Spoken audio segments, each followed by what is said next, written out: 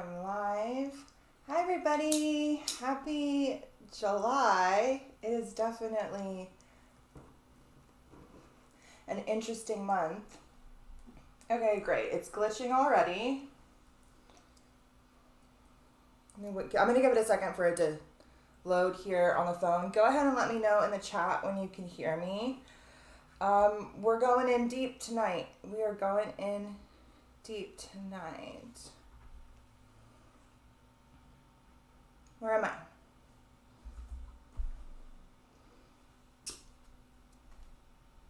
It's all glitchy over here on YouTube as usual. And it hasn't gone live yet for you guys. So I'm just gonna give it a second. Okay, there we go. I went live. Selenite. And the sound is good. There I am rambling on. Okay, perfect. So we're gonna jump right into it. I am going to hop over here. I have the chat in front of me. I'm gonna share my screen and we're gonna dive in. This video is gonna be a little bit different than the normal monthly videos. I'm not really gonna focus on the monthly astrology too much because I am deep in a CERN rabbit hole, and that's kind of where we're going here tonight with like the astrology of the month as a background. But I did make you guys a calendar, so let me go ahead and share my screen. I'm gonna make me a little bit smaller because I don't know if I formatted these all right. Okay. So this is our thumbnail. What we have on here is a artistic depiction of a Hadron Collider, which is what we're going to be talking about pretty heavily here tonight, is CERN, the astrology of the CERN experiments throughout history. I've kind of collected this rabbit hole that I've been in for apparently 35 weeks, according to the calendar. I just backtracked. And I feel like I kind of tied it all together. So this rabbit hole that I've been in that I wasn't really sure why, all of a sudden makes sense. So if you've been following along with my stories on Instagram, you'll kind of know a little bits and pieces here, and we're going to kind of, sew them all together. Things are going to get strange, or things are already weird. Everybody keeps talking about CERN starting back up on July 5th, but it has already started up. I did something on this back in the spring. That is when they started, was in February. What's going to be happening in July are the collisions. So what's been happening since February is the start up of the Large Hadron Collider, and since that time there's been two particle beams traveling through CERN's underground tunnels, which are, you'll see, shaped kind of like a 6, and a 6, and it's taken them since February to kind of build up speed, and we're going to be moving into the experiment part of the stage where they're going to start smashing things together at a very, very, very high power, higher than anybody's ever done before. Although China is not too far behind, and we're going to get into that here tonight too. So I don't know about you guys, but it feels like the spring equinox was yesterday. Time feels like it is moving so fast. Where did spring go? We've already made it past the summer solstice, and we're heading to the next high point, first harvest, which is on July 31st or August 1st, depending on what calendar you're looking at. So we're already ticking towards fall here in the Northern Hemisphere, and it feels to me like spring was just yesterday. Time feels like it's moving so fast. Things are very strange, and it's feeling to me a lot like it did in 2012 And particularly for me, 2018, which is actually the last year that CERN was running, and during my like peak awakening or whatever it is you want to call it, things feel very, very strange again. And so we're going to be talking about how strange they are. And then this is a little like play on words here, because we're also going to be touching on the show Stranger Things. And I like how I put my name across this as like some sort of like protective bar. You guys, Cancer season falls in my 11th house, which is the house of like the collective, groups, friends, and like Cancer is the mama bear. And so like every Cancer season, when we have these Sirius alignments and all this shady shenanigans are happening in the world, I always feel like such a need to draw attention to it in order for us to protect ourselves. I literally feel like we are at Hogwarts in a Defense Against the Dark Arts class right now. And you know what? It's not even like that. It's like after Umbridge came and shut everything down, and they had to create Dumbledore's army, and then they had to, the kids who barely knew anything themselves had to teach each other what they know. And I feel like I've discovered some very curious things that cannot be easily explained, and I'm convinced that we are in the midst of a giant ritual, and that's what I want to spend most of this video talking about, as opposed to all of the astrology. But if you guys stay long enough, like, I'll dive into what's going on too. But there is a calendar. The key astrology of the month, besides other things that we'll get to as we move along, is the Sirius alignment. So the key galactic astrology is that the sun will be aligning with Sirius on July 6th. Not in August, like a lot of people want you to believe, but on July 6th. And the country of America, several other countries and world events and things are very often tied to this moment. Occultists, secret societies love this very much. I did a huge, massive video on this last year, so I'm not really going to touch on it too much this year. It is linked below. There's actually two parts. So there's the big Lionsgate rabbit hole that I did that I recommend rewatching, because I rewatched that and I was like, I can't retain all this information, you guys, you know? And it's a little mind-blowing. And then there's a two-part, which was that the moon that happened to fall on it last year, where I dove even deeper into like the psyop behind it.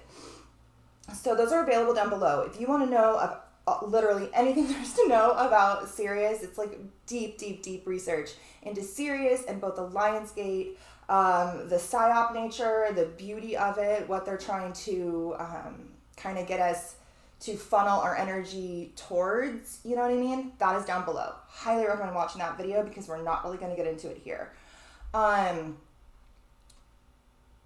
Also, I recommend watching the video that Sharon and Claire and I did about this time last year. Sharon, literally pretty much almost exactly this time last year, where we dove deep into the Nazi occult connection to Shuman and the Shuman Resonance and Frequency. And in that video, I talked pretty heavily about CERN and HARP and transhumanism and the concept of the eighth sphere, which stems from Rudolf Steiner's work. These are things we'll touch on here tonight, but like I said, there's a huge deep dive video linked down below that I would recommend watching. This is a very intense month, astrologically speaking. Astrologers are saying that it's the most intense month of the whole year. It starts off with one of the most intense weeks of the whole year, with Mars square Pluto, tensions, power struggles, intense rage bubbling up from the collective unconscious. Those are the dynamic of Pluto and Mars coming to a square. It ends with Uranus conjunct the North Node, conjunct Mars, which is just the most volatile very rooted in technology, energy imaginable, and the asteroid CERN happens to be right on top of that conjunction. So that's kind of a nutshell where we're going to go here tonight. The month brings intense collective changes, and then the archetypal energy is this concept of the riddle, but also the shattered spell, because we have Neptune, the planet that governs illusions and spells, retrograde. So for many of us, we're kind of breaking free from some sort of collective spell that is going to be taking hold, I believe, of a vast part of our collective consciousness through the solution that has been injected into the vast amount of our population.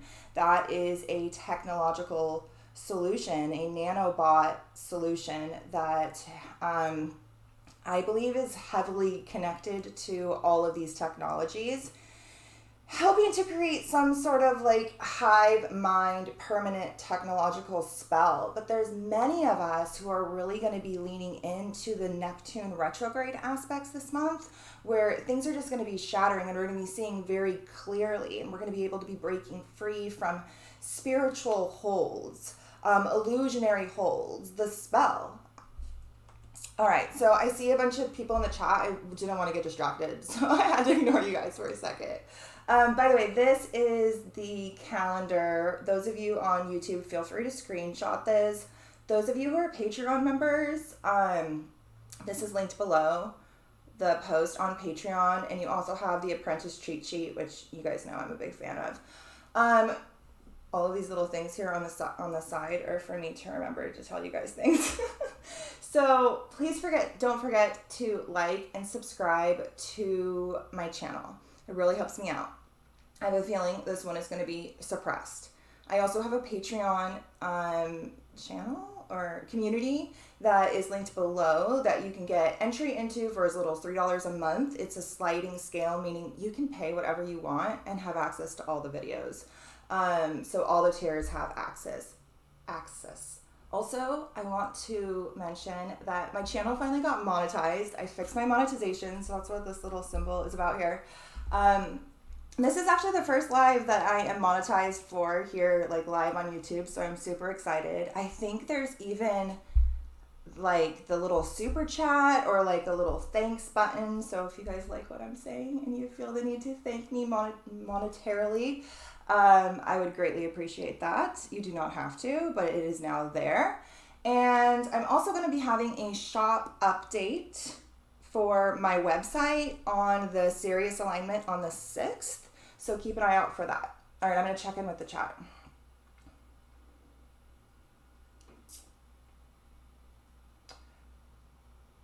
Everybody's really excited. Everybody's saying that things are moving at an insane rate and that they're getting a lot of strange deja vus. Yeah, that's how I would word it too. And like weird synchronicities where they're like, I'm used to getting synchronicities all the time, but it's almost like there's like false ones, like bullshit ones that are very loud and all over and often coming a lot through tech, like through apps and things like that I feel are kind of like steering in a wrong direction. And so I think that's part of the riddle, where it's like, yes, we're having this shattered spell and this access to like mixed mystic truths, but the aramonic forces, the transhuman forces are also kind of fucking with us, and they're fucking with us through a technological interface is how I feel it. So it's a lot of synchronicities, a lot of deja vus, but some of them are bullshit, if that makes sense. At least that's how it's manifesting for me. Amanda says, thank you. Had time, I don't know, I'm trying to read these and catch up, but I feel like everybody's talking to each other. Miko says that she was born in Neptune retrograde, and it's nice to see so much illusion fall away. Heather says, oh, end of the month is Precipice 2 and the Beehive Cluster Conjunction, aka the Hive Mind. Oh my God, good point. And Miko's calling it synthetic synchronicity. Yeah, dude, that is what it is. It's synthetic synchronicity. Okay, I'm not really going to get too far into this. There's a lot going on this month. I just want to kind of tell you what the color codes are for those of you who are new.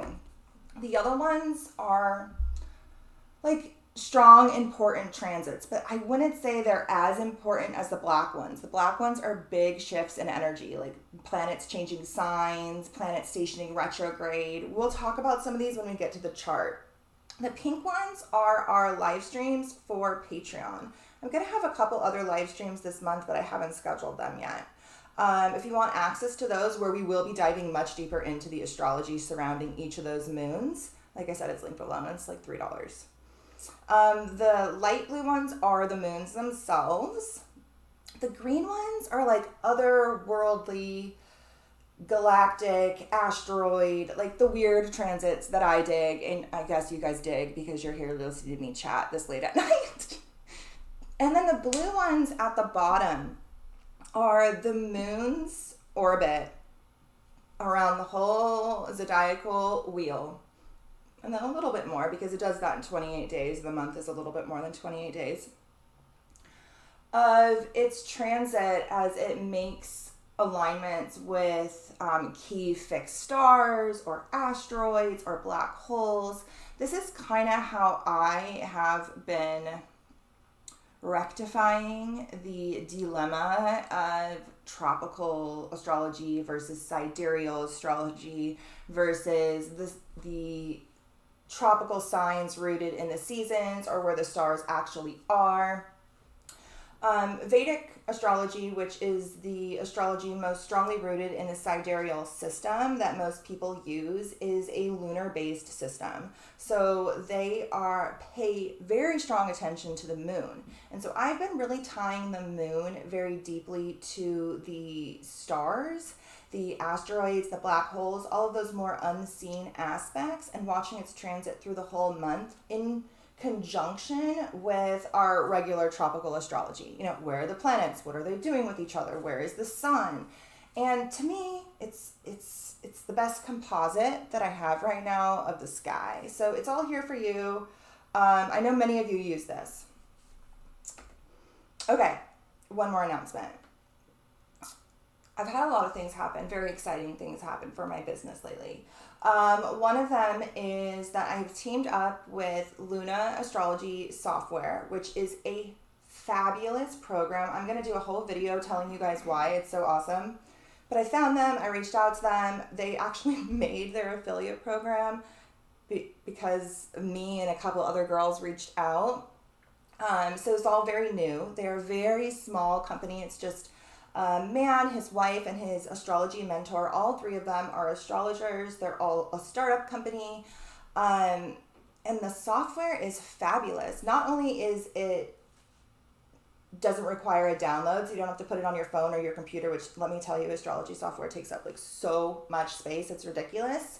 It's a cloud program that you can use interchangeably on any place you want. It's $5 a month. With my code, it's 10% off. And it's the best one out there. There's no app that compares.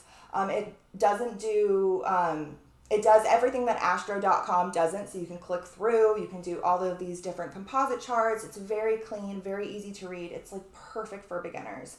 So if you are interested in signing up, the link is down below. It's $5 a month, $36 a year.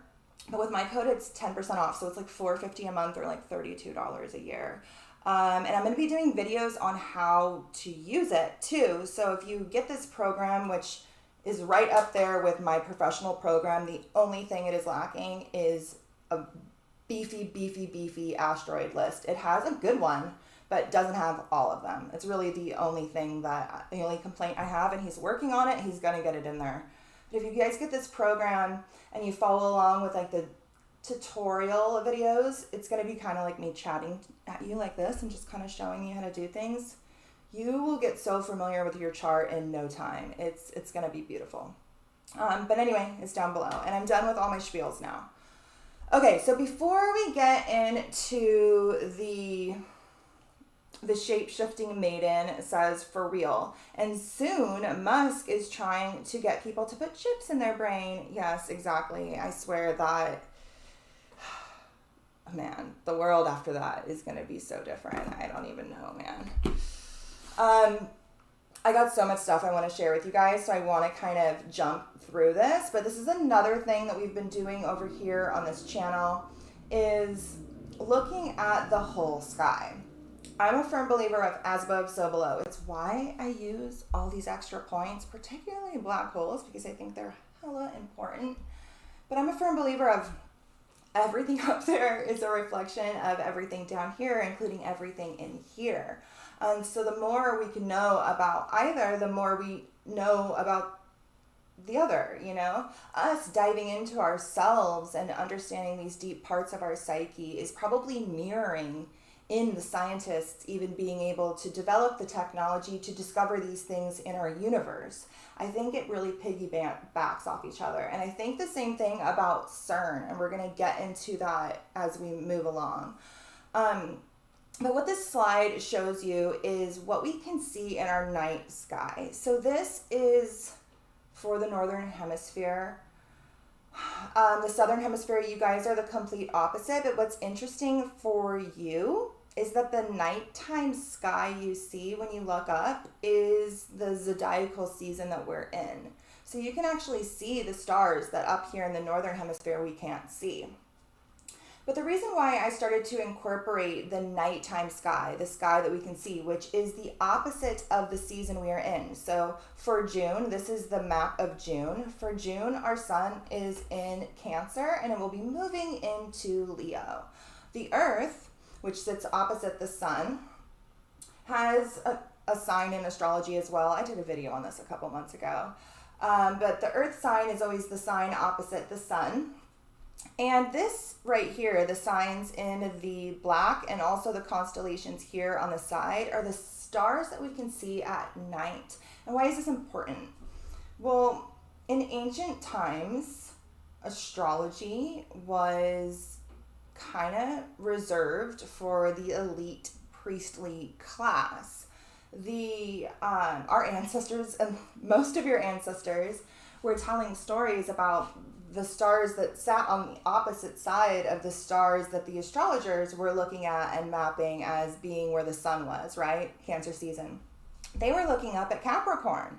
They were telling this part of the sky's story at night when they were sitting around the bonfire.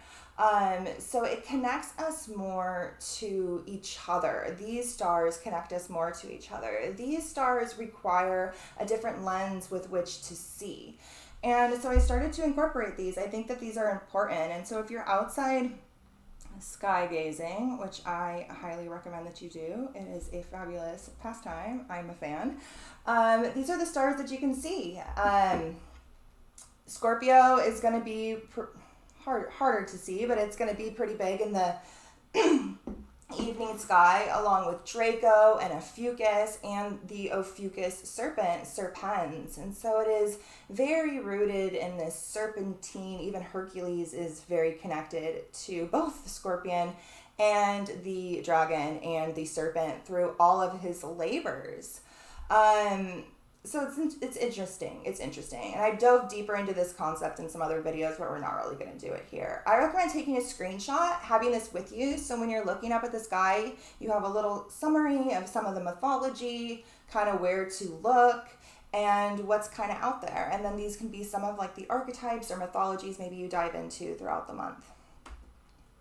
That book is from, those images are from a book called From the Northern Star to the Southern Cross, I think. I don't know. It's in the pile over there. Okay.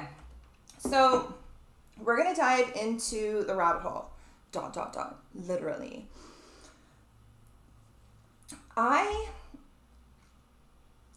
About 35 weeks ago, apparently, I had to go all the way back in my stories on Instagram to find all of these and kind of tie it all together.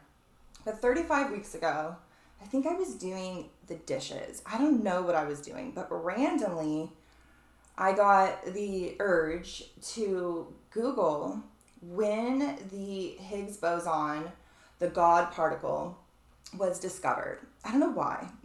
I've been in the CERN rabbit hole for a really long time. It's not just a 35-week long rabbit hole. I already knew this, but I knew it so long ago that I had forgot it. And I definitely didn't tie it to all of the things that I tied it into now.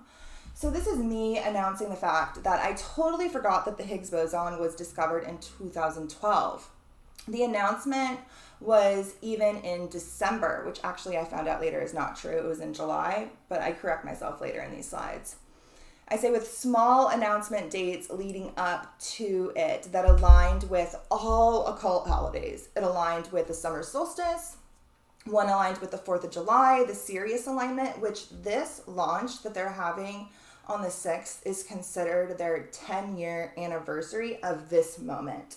This whole launch, this whole ritual, this whole weekend event that they're having, because everybody's there right now all through the weekend, and there's just event after event. It's a huge, big thing. It's going to be live streamed for the world. This is a monumentous event.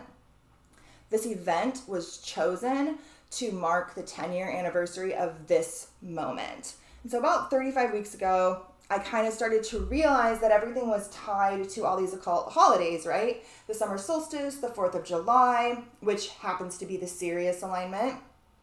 Lammas, which is on July 31st. It's the first harvest. It's another one of those 8 solar holidays like the solstice or the equinox. It's actually my daughter's birthday. It's also Harry Potter's birthday and J.K. Rowling's birthday. So fun fact. But it's the point that sits exactly between the summer solstice and the fall equinox in the northern hemisphere. And it's the last one of the solar holidays rooted in the light. From there, we go into a period of balance, and then we move into the dark half of the year.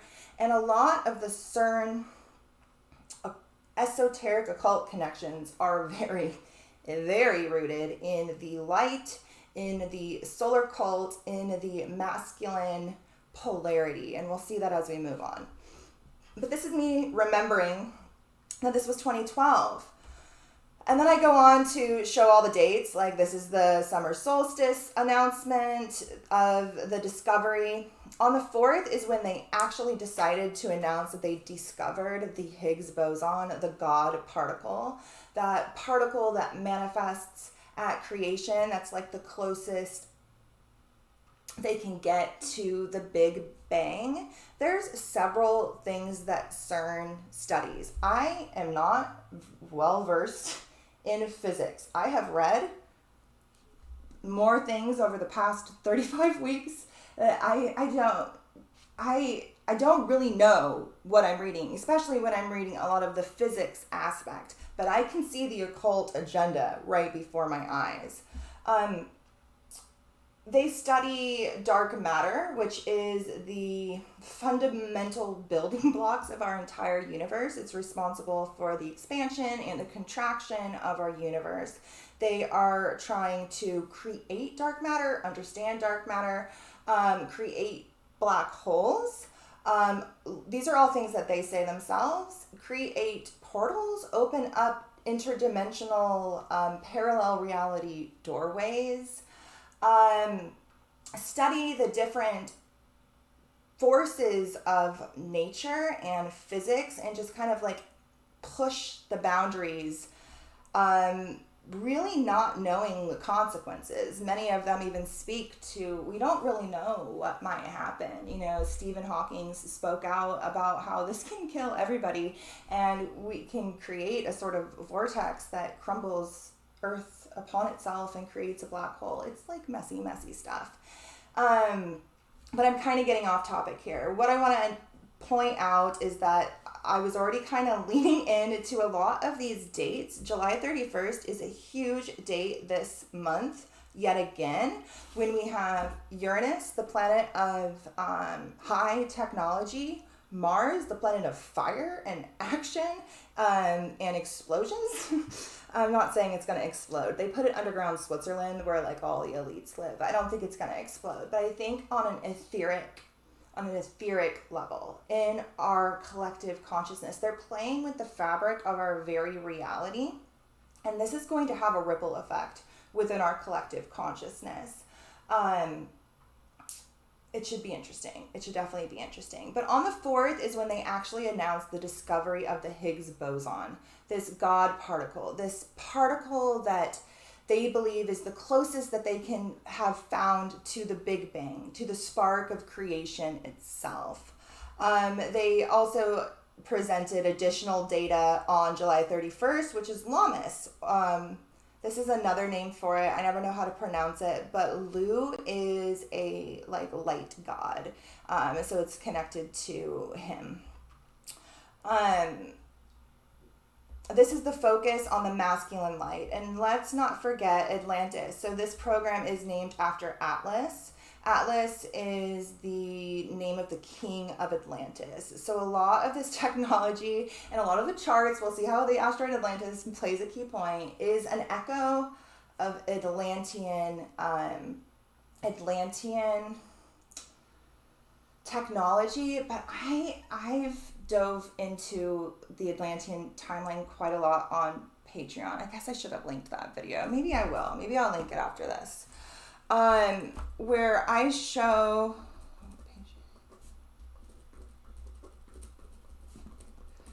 that the way the stars are right now are like a mirror image to the way they were at like the Younger Dryas period, the consensus for when the Great Flood would have been and when Atlantis supposedly fell. And so we're at this sort of mirror of it. And so I've floated the idea that we're not repeating the same thing. We're repeating the complete opposite, like a mirror of what happened back then.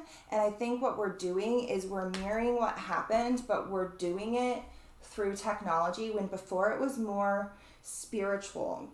Whether it was, like a crystal, like a lot of occultists believe there was some sort of crystal that was like used wrong and caused an explosion. I don't know if I believe that. Maybe it was just psychic power. Maybe it was just spell work. Maybe it was a crystal. Maybe it was some sort of high technology. I don't know. But we're at a sort of mirror image, and these elite scientists, like, they love Atlantis, dude.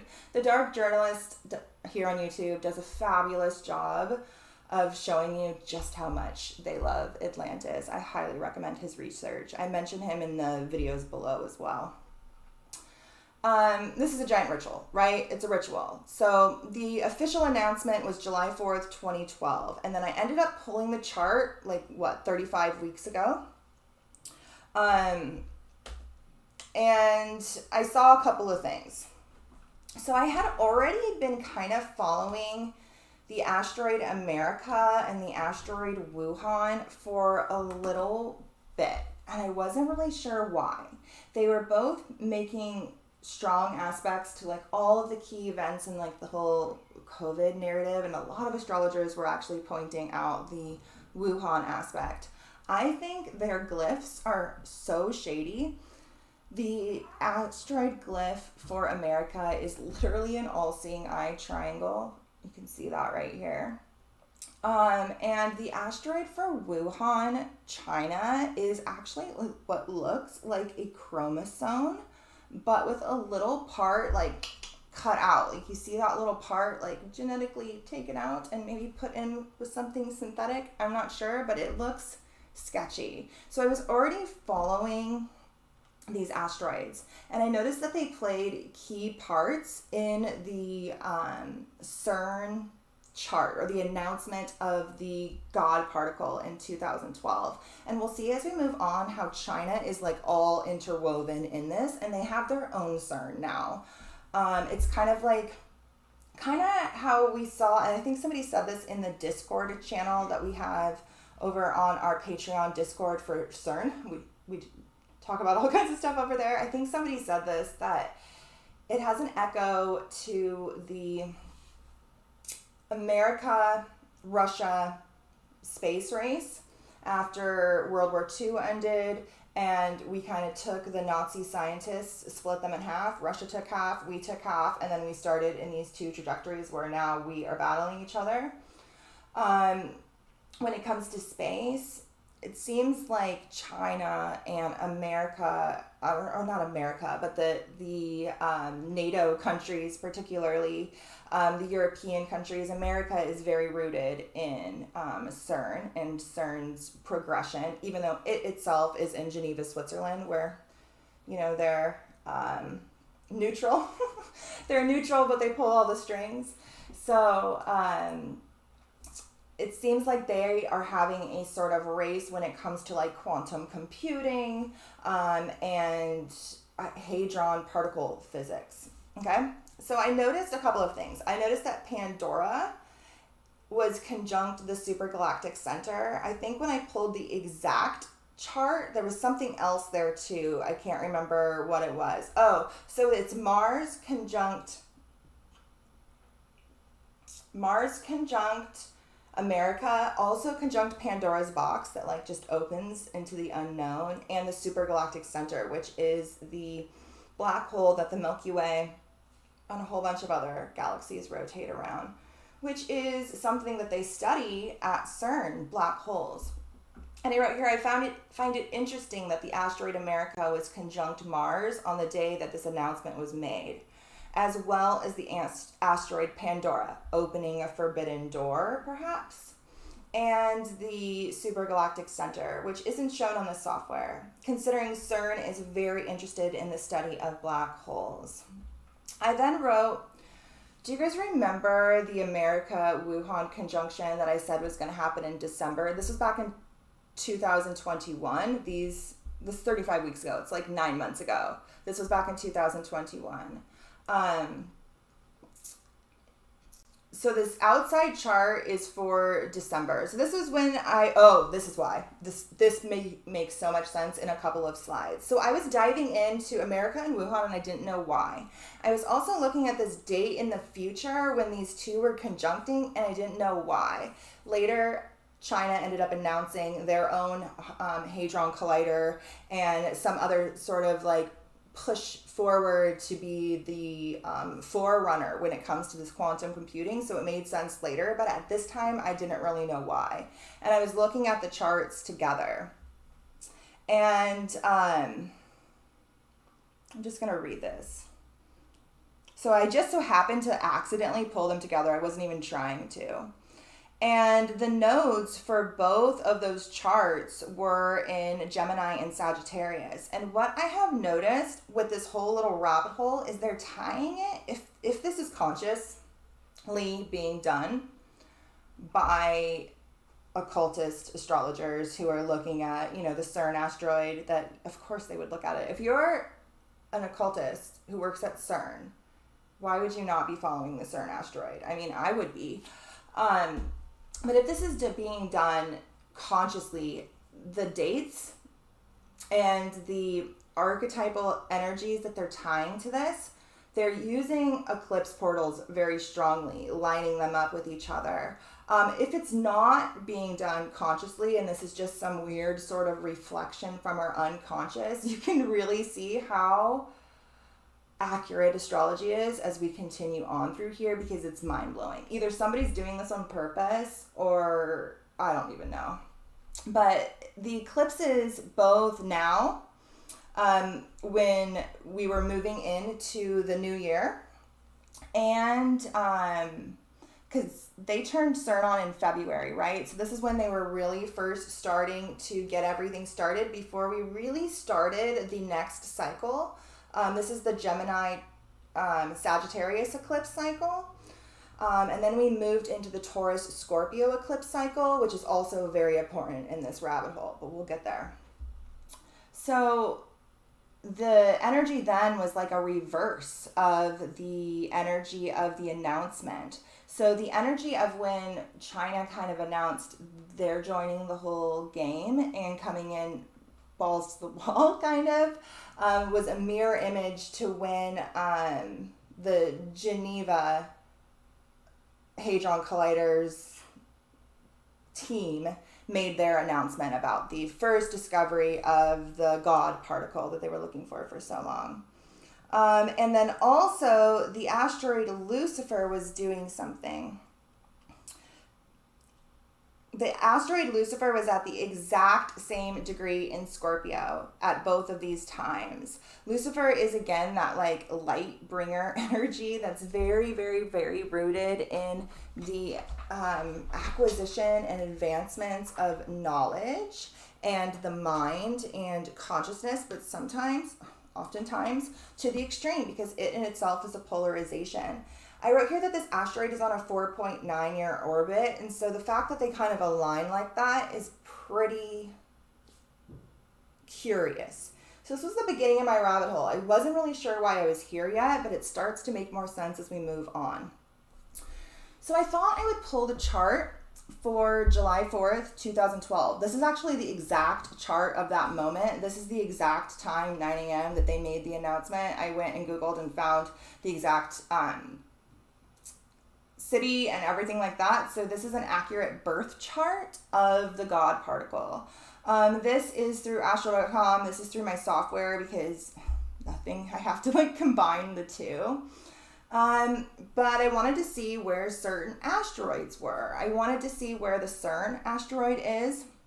And I wanted to see where the Kate Bush asteroid is because she comes into play later.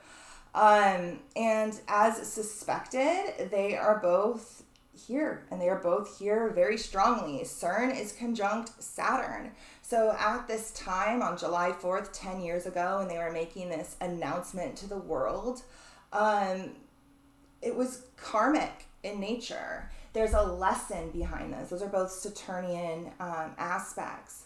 It's in Libra, which is the sign of balance. And so I feel like humanity is repeating some sort of karmic loop that we have been in before, and we have to, in order to learn the lesson this time and ultimately come back to a period of, to a 0 point balance, right? We have to develop certain technologies and advance humanity in certain dangerous ways because our collective conscious has either done this before or has some sort of karmic lesson to learn when it comes to these in some way, shape, or form. And CERN is helping to kind of facilitate that in some way. Now, this can just bring a huge materialistic Saturnian technological system as well. Saturn rules the material realm. He rules this 3D reality. He is the planet that governs systems and hierarchies and outside authority figures. And so CERN could also have been this like opening to a new sort of Saturn system, a new sort of system. It's interesting that Kate Bush plays a really strong part in this chart as well, because I'm convinced that that song of hers that just got super popular because of Stranger Things is part of the spell, and I'm very sad to say so because it is one of my favorite songs. But I will say that for a long time, I haven't even listened to her version of it. I've been a fan of the Meg Myers version of it. So maybe I subconsciously knew this and stopped listening to it on purpose. But I'm convinced it's also in the lyrics, so we'll get there later. But I want to just kind of point out that she is here in the 10th house, which is the public sphere. It's conjunct Jupiter, and it's conjunct Venus. Venus is relationships with other people. It's in Gemini, which also is networking with other people, often through technology. It governs the internet. It governs all forms of communication. It would literally govern TikTok.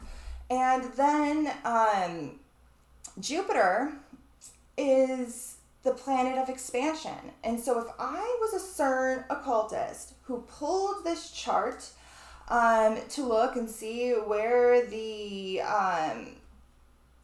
CERN asteroid is and maybe put in some other asteroids, it would be interesting to note that Kate Bush is here. So that means that Kate Bush, the archetype of Kate Bush, is a avenue for expansion of whatever this is for this day, right? It's trine Mars. So that really lends so much fiery movement. Mars trine Jupiter conjunct this can just blow it way out of proportion.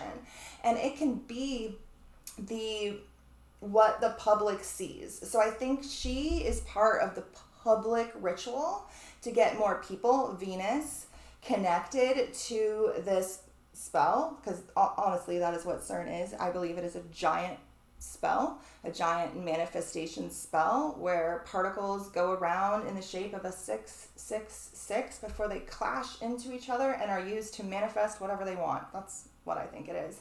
I also think that it's working in other dimensional realities and parallel realities in the fabric of our reality, and so it does affect our collective reality. I don't pretend to actually really know what's going on, but she's here, and we'll see how she's here quite a lot. And I think that the song was definitely picked for a reason.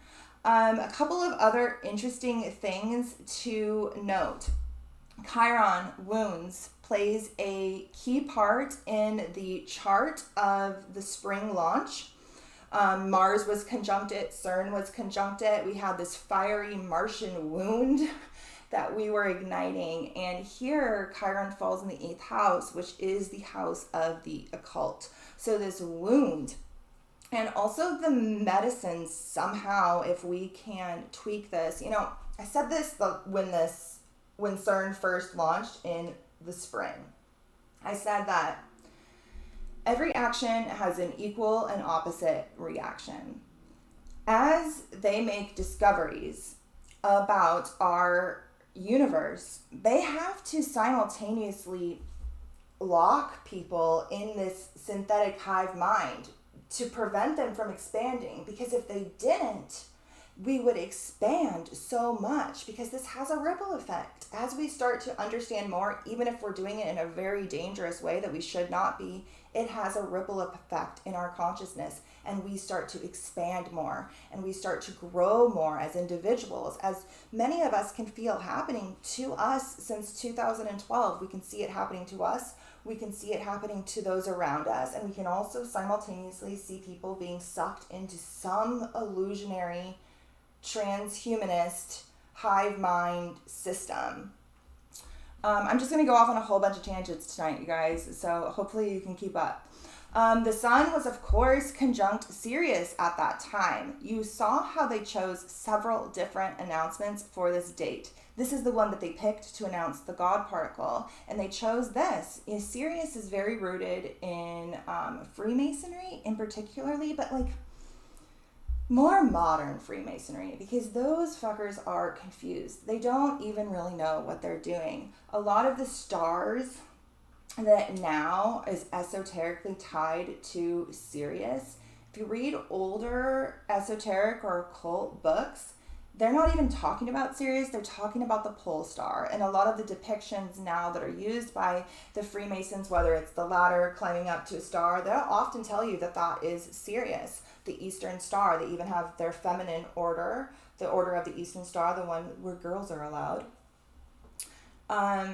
The Eastern Star that they're referencing is Sirius, but if you go back far enough, it's not Sirius. It is the pole star. I really think that this focus on Sirius is helping to feed the America in particular, because our birthday aligns with this as well. And also like this Masonic order that have tied them to more modern Masonic orders, or like maybe the more public Masonic orders. I bet you the ones really high up know the truth. It's more of like what you'll hear down at the lodge. You like go down to lodge and you're like, oh, what does this image here mean of a ladder going up to a star? They'll be like, oh, this is Sirius and blah, blah, blah. It's the path of ascension and it's the star of initiation. And like, yeah, that's true. But that image you can find in other books that date to be much older, and they'll they're talking about the pole star. They're talking about the axis mundi, which again, that's another video that I have linked below, where I dove very deep into this concept of the axis mundi, of the polar pillar, of this balance that happens between extremes, not rooted in the light, not rooted in the darkness, but balanced. This pillar between polarities, ultimately, that's represented by a mystical mountain, a world tree, the tree of knowledge, a ladder, a pillar, so many different things. But they're definitely tied this very strongly to Sirius, and they're doing that once more this year. The Kate Bush Jupiter-Venus conjunction is not only trine Mars, but it is also sextile Uranus. Both Mars and Uranus are playing key aspects to the chart when the collisions begin. Later, especially later that month, when perhaps maybe they'll be making some sort of announcement. I expect them to make some sort of announcement probably fairly soon to keep this sort of excitement going after this ritual. I think they're going to come with something. They've been hinting at this like fifth force of nature for quite a while, so I think they're going to be coming with some sort of announcement. Maybe even towards the end of the month, when we have that huge Uranus-Mars conjunction on the North Node on top of CERN. That might be when. But these players all come back again. You can see how these charts are kind of intertwined. I just want to see if there's anything else I wanted to say here. This Mars conjunct Pandora is probably pretty significant, especially since that is what is part of this little, what's called a working triangle. This is an opposition, Uranus-Mars opposition, so they're at going in opposing directions. Uranus, the sign of high technology, our future, our advancements, electricity, literally it would govern the Hadron Collider. Mars governs not only our values, not only how we fight for what it is that we believe, how we stand in our sovereignty, but it also governs like fire and explosions and the collision that would occur. This here speaks to the collision, right? And so these energies come to lend some sort of aid to help rectify this. So it's interesting that Kate's there. All right, so let's get deeper into the rabbit hole. So first, I was diving into this 2012 date. I did not know why. This was, like I said, 35 weeks ago. There's a lot of other significant things, but I think I do kind of get into it here. So I decided to go and look and see the eclipses, right? So the year's eclipses back then are an exact mirror image of this year's eclipses. Where we're moving from the Gemini-Sagittarius eclipse story into the Scorpio-Taurus eclipse story. We're now in the Scorpio-Taurus eclipse story, but at this time we were shifting into it. And I wrote here, perhaps this is why it feels like the Mayans got the date wrong. We're literally dealing with all of the karmic cleanup of what was initiated in 2012. We're at the reverse image of the nodes. So that's like the karmic cleanup where we're faced with what came through at that time, both spiritually and technologically. And we're seeing that happen throughout 2020, 2021, 2022. This was the meme that I posted after this. This is me info dumping about my hyperfixations to people who know nothing about them. None of this matters, but it's important to me that you know it. I didn't think any of this really mattered. I was just diving into it, but it does matter now. So right after, you guys, it was the next fucking day, okay? The next day. So I'm diving into the 2012 CERN announcement. Don't know why. Had several stories telling you why I don't know why. Many of you might have remembered that. I go to sleep, I wake up, I open my phone, this is the first thing I see the next day.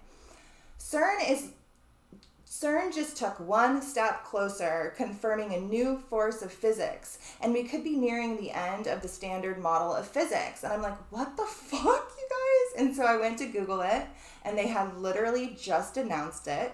It was being announced at the exact moment that I was diving into the astrological rabbit hole. So I guess it wasn't actually a new announcement. It was more data to back up a previous announcement. I did end up diving into it. So it was originally announced in May of 2021, and then they just released new data. So right as I was diving into that rabbit hole, new data was being released about this fifth force of nature, which to me sounds like ether, right?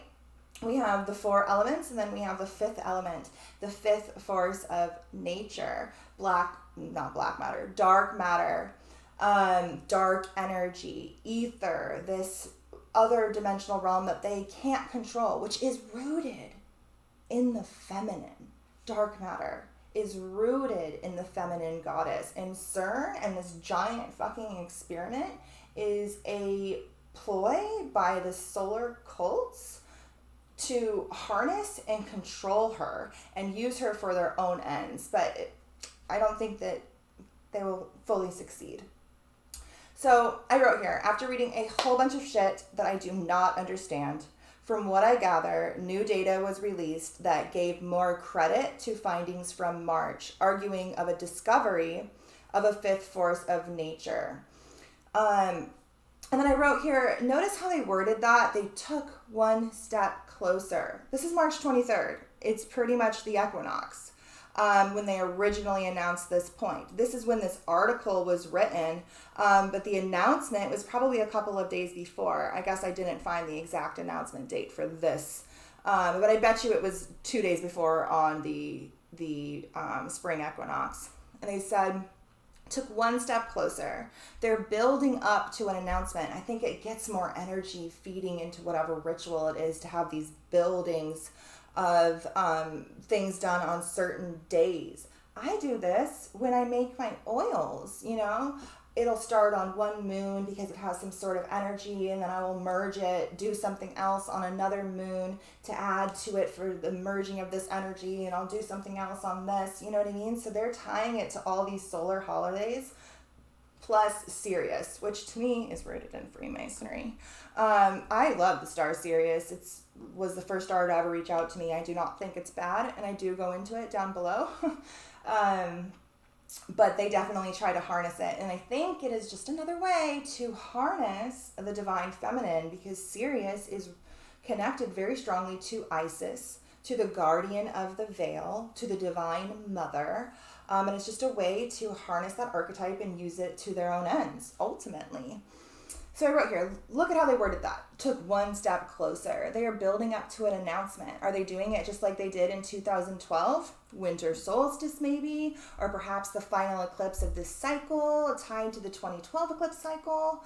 The last one is in December 3rd. It ended up not being that. It ended up being that they were starting back up, and they started back up on the next equinox. So I realized a couple of things during this part of the rabbit hole. This is the eclipse that happened the closest to the announcement. And I realized that CERN studies dark matter. So I find it interesting that the 2012 eclipse falls closest to the Higgs boson announcement date of 7/4 fell exactly, and I mean literally exactly, conjunct the Great Attractor, which is the largest area of what is believed to be dark matter in our visible universe. And check this out. The December eclipse that I thought they were going to have some announcement on, it didn't end up being an announcement. It ended up being China coming and saying, oh, we're here to join the party now, is what it ended up being. But I was close. And I do think it ended up being in December. So I wrote here, these eclipses are mirror images of each other. The nodes are flipped. I find it interesting that the 2012 eclipse and the CERN experiment focused around life, North Node in Sagittarius, and the discovery of the guard particle. Yet the 2021, look, even the numbers are mirror. With the karmic South Node in Sagittarius, the focus of the experiment and findings revolve more around death and decay, or rather an energetic rebirth into a new form. similar energies, polarized expressions of the same fundamental expression. So what I think this is when they made that announcement to us, they floated the God particle to us as the spark of creation. But what it really is the spark of destruction. The archetype of destruction is a key player in CERN. They have a statue of Shiva outside of CERN. Shiva is one of the Hindu gods. A lot of people will tell you, I've read a lot of books on CERN and stuff, and people do not understand the mythology. They'll say that Shiva's a girl. Shiva's not a girl. Shiva is a dude. Shiva has a consort, Shanti, who's a girl, but Shiva is a dude.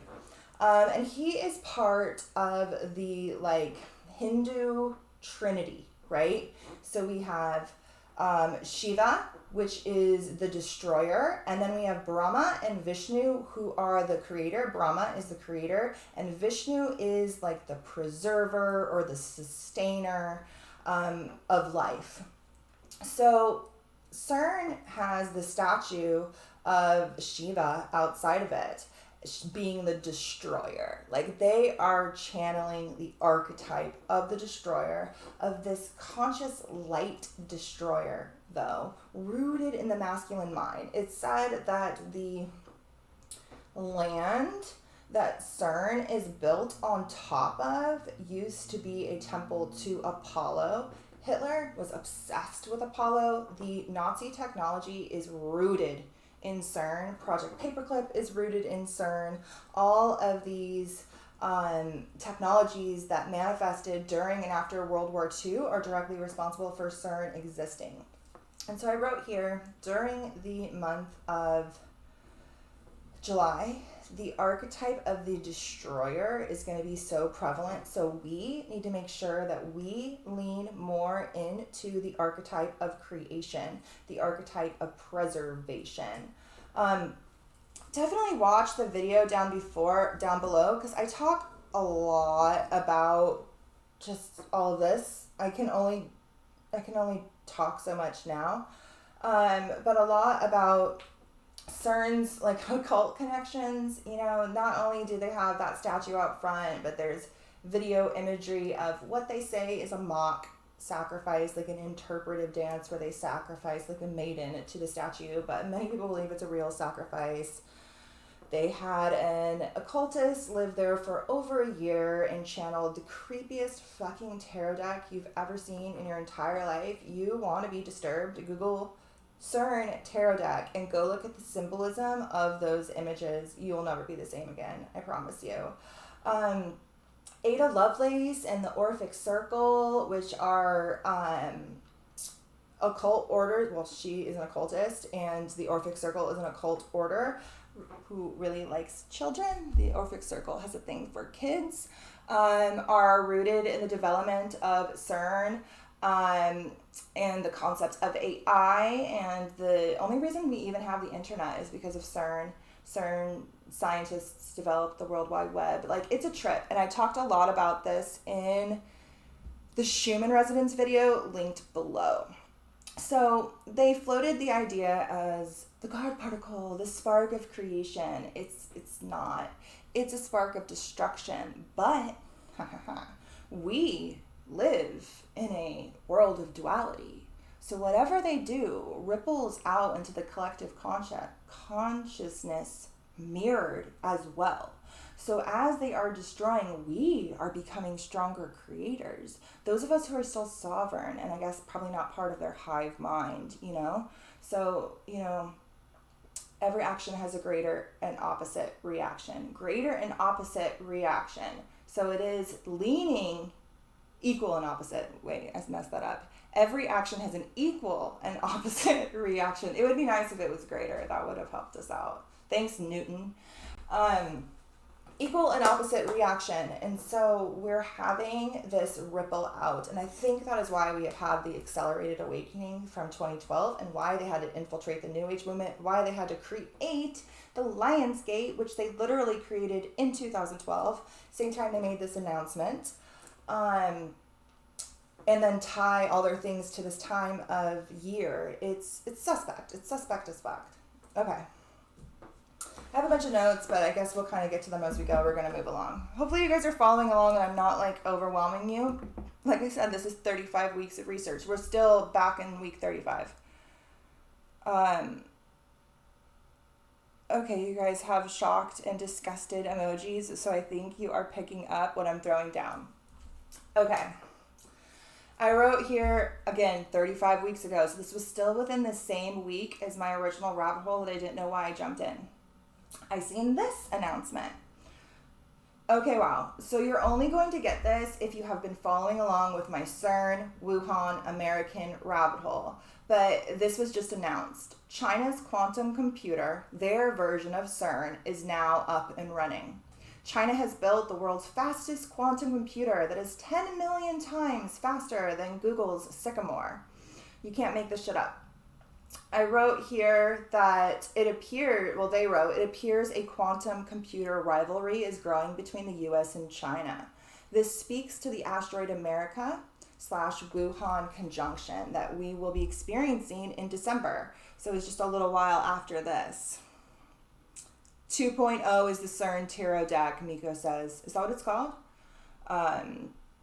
Yeah, it's a trip. It is such a trip. And all the archetypes that they choose to pull into it, like lots of theosophy and lots of like 70s gurus, you know what I mean? Their Aldous Huxley has his own card. It's all very, very strange. So I wrote here that China is the front stage daddy for the New World Order, right? They're doing everything out in the open that every other country wants to do eventually. They're out in the front. They'll probably take the reins. That's at least what happened in The Simpsons. China kind of took over the world, right? They predicted a lot of things. I don't think they're going to be wrong. Besides, Matt is totally a Freemason. It's pretty fucking obvious. So China is the front stage daddy for the New World Order. And they are now taking the lead in both quantum computing, like Google and CERN, which is rooted in AI, right? So would link to whatever sort of hive mind humanity might be a part of right now, right? America and Switzerland are headquarters for the New World Order. Switzerland is where CERN is. And there's headquarters for the New World Order and particle physics, also like CERN. This is worrisome. These scientific materialists, transhumanists, are playing with the realm of the gods, and we're in a very confusing, unseen spiritual war. I don't know, man. I'm just visiting. This shit is wild.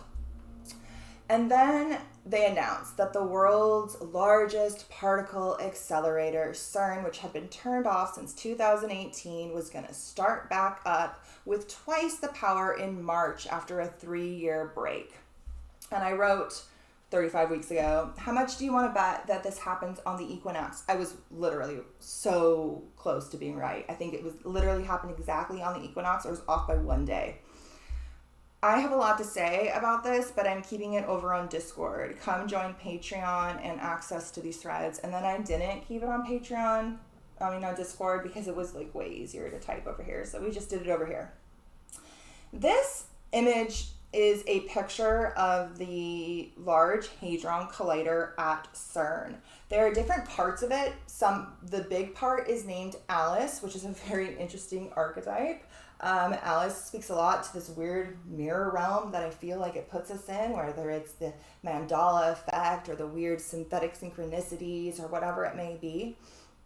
They have the Alice part of it. They also have the Atlas part of it, which speaks to this Atlantean archetype that plays a part here. I read recently that they also have a CERN program named Dune. Now I want to dive into the dates of the Dune release. I love that movie too. Are they really going to ruin everything I love? Because like, I cannot listen to Kate Bush ever again. Fuckers. Okay. So, reminder to us all that CERN's Hadron Collider, which is named after Alice in Wonderland and Atlantis, is not a straight line. The particles travel in the shape of a 6-6 6, well, actually it's more like this, 6, 6, 6, and then they go around the circle, which is more like the spell where you cast a circle, like witches know, you need a circle, man. This is the circle where they go really fast, the two beams for like a really long time, months on end, before they then collide. It's not a straight line. The particles travel in the shape of a 666 before they collide to create the spark of creation. Creation should also have been in parentheses. I believe these are giant manifestation spells that literally affect the time-space continuum. It's messing with time, man. Time is... Oh, Saturn? How CERN, the asteroid CERN was conjunct Saturn in that 2012 announcement. Saturn is also Father Time. Literally governs time and our physical reality. I know I said I was going to do this on Discord, but I need to type this out, and this is the easiest place. This is the chart I decided to pull for spring. I started to kind of look and see what was going to be happening in spring when they turned this on. Because remember, they turned it on in February. They don't start colliding until the first week of July. It's been on since February. So I started looking at, this is actually March.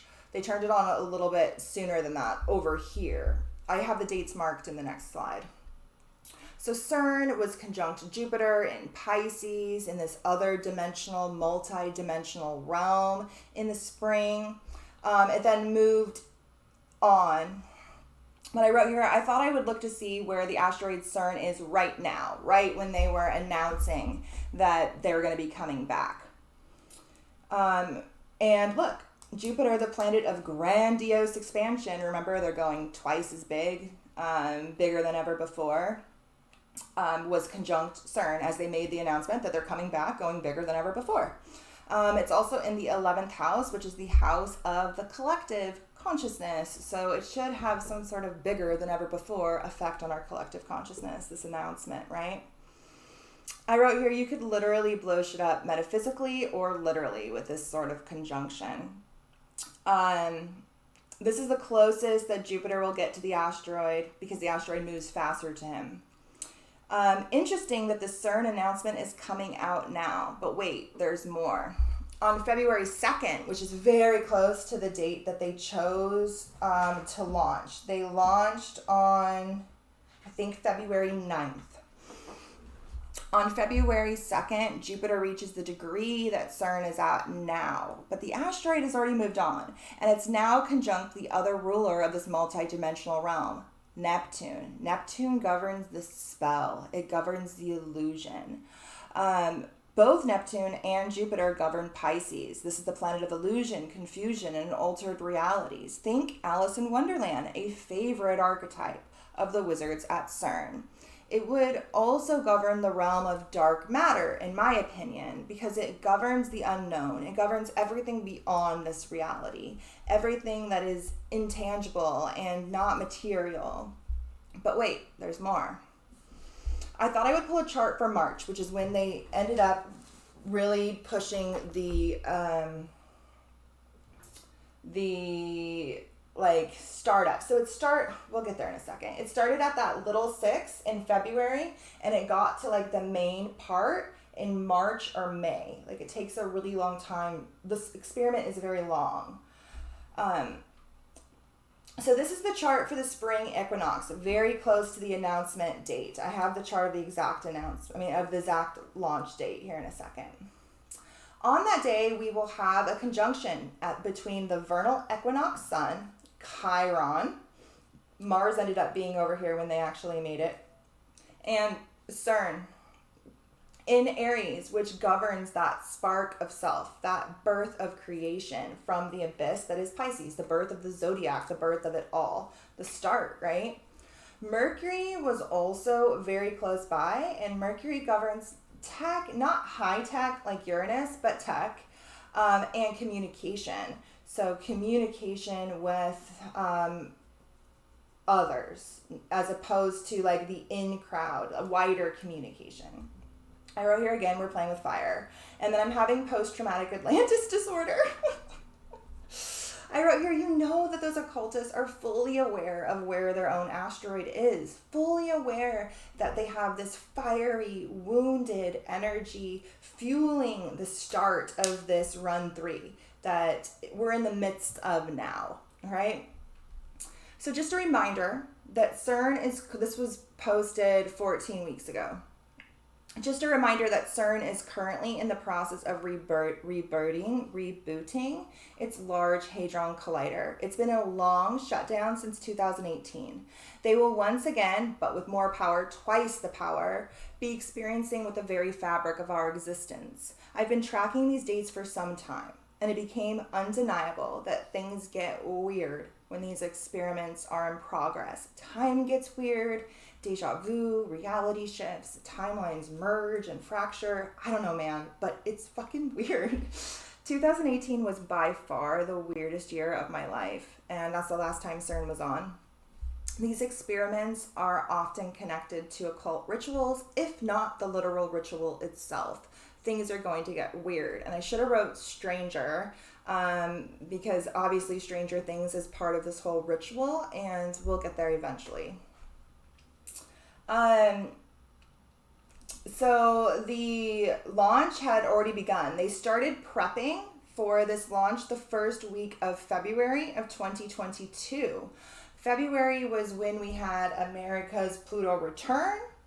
It was a big month. February 2022 was a huge month. The Pluto return, which we're almost about to have a second America's Pluto return. Pluto is almost right back to where it was because of its retrograde period. We're actually going to have 3 passes, and we're coming up on the second one. And it is part of this story. Even though it's rooted in Europe, America's tentacles are all up on this thing. So they started prepping the first week of February. I don't know about you, but February was a weird ass month. If you're like, what the fuck is CERN? Check out the video I did with Sharon. It's linked below. It's the Shuman Resonance video. And I also have a bunch of things linked on there, like Dark Journalist videos where he interviewed Alana Freeland, who studies a lot of this stuff. And there's like deeper research if you want to dive deeper into this. So if you notice, they have programs titled Awake, Atlas, Alice. I said here, oh, that's the King of Atlantis, like I said before. My theory is that these experiments affect those of us who are more sensitive to the mystical realm, more so than the muggles. I obviously can't prove this, but I suspect it to be true. And like I said before, I think it can be dual. Like, I think it can highly affect those, especially those who want to feed their energy to something called a portal during this time. Please get the word portal out of your mouth. Portals, in my opinion, portals can bring energy to you, but when I think of a portal, I think of a sucking action.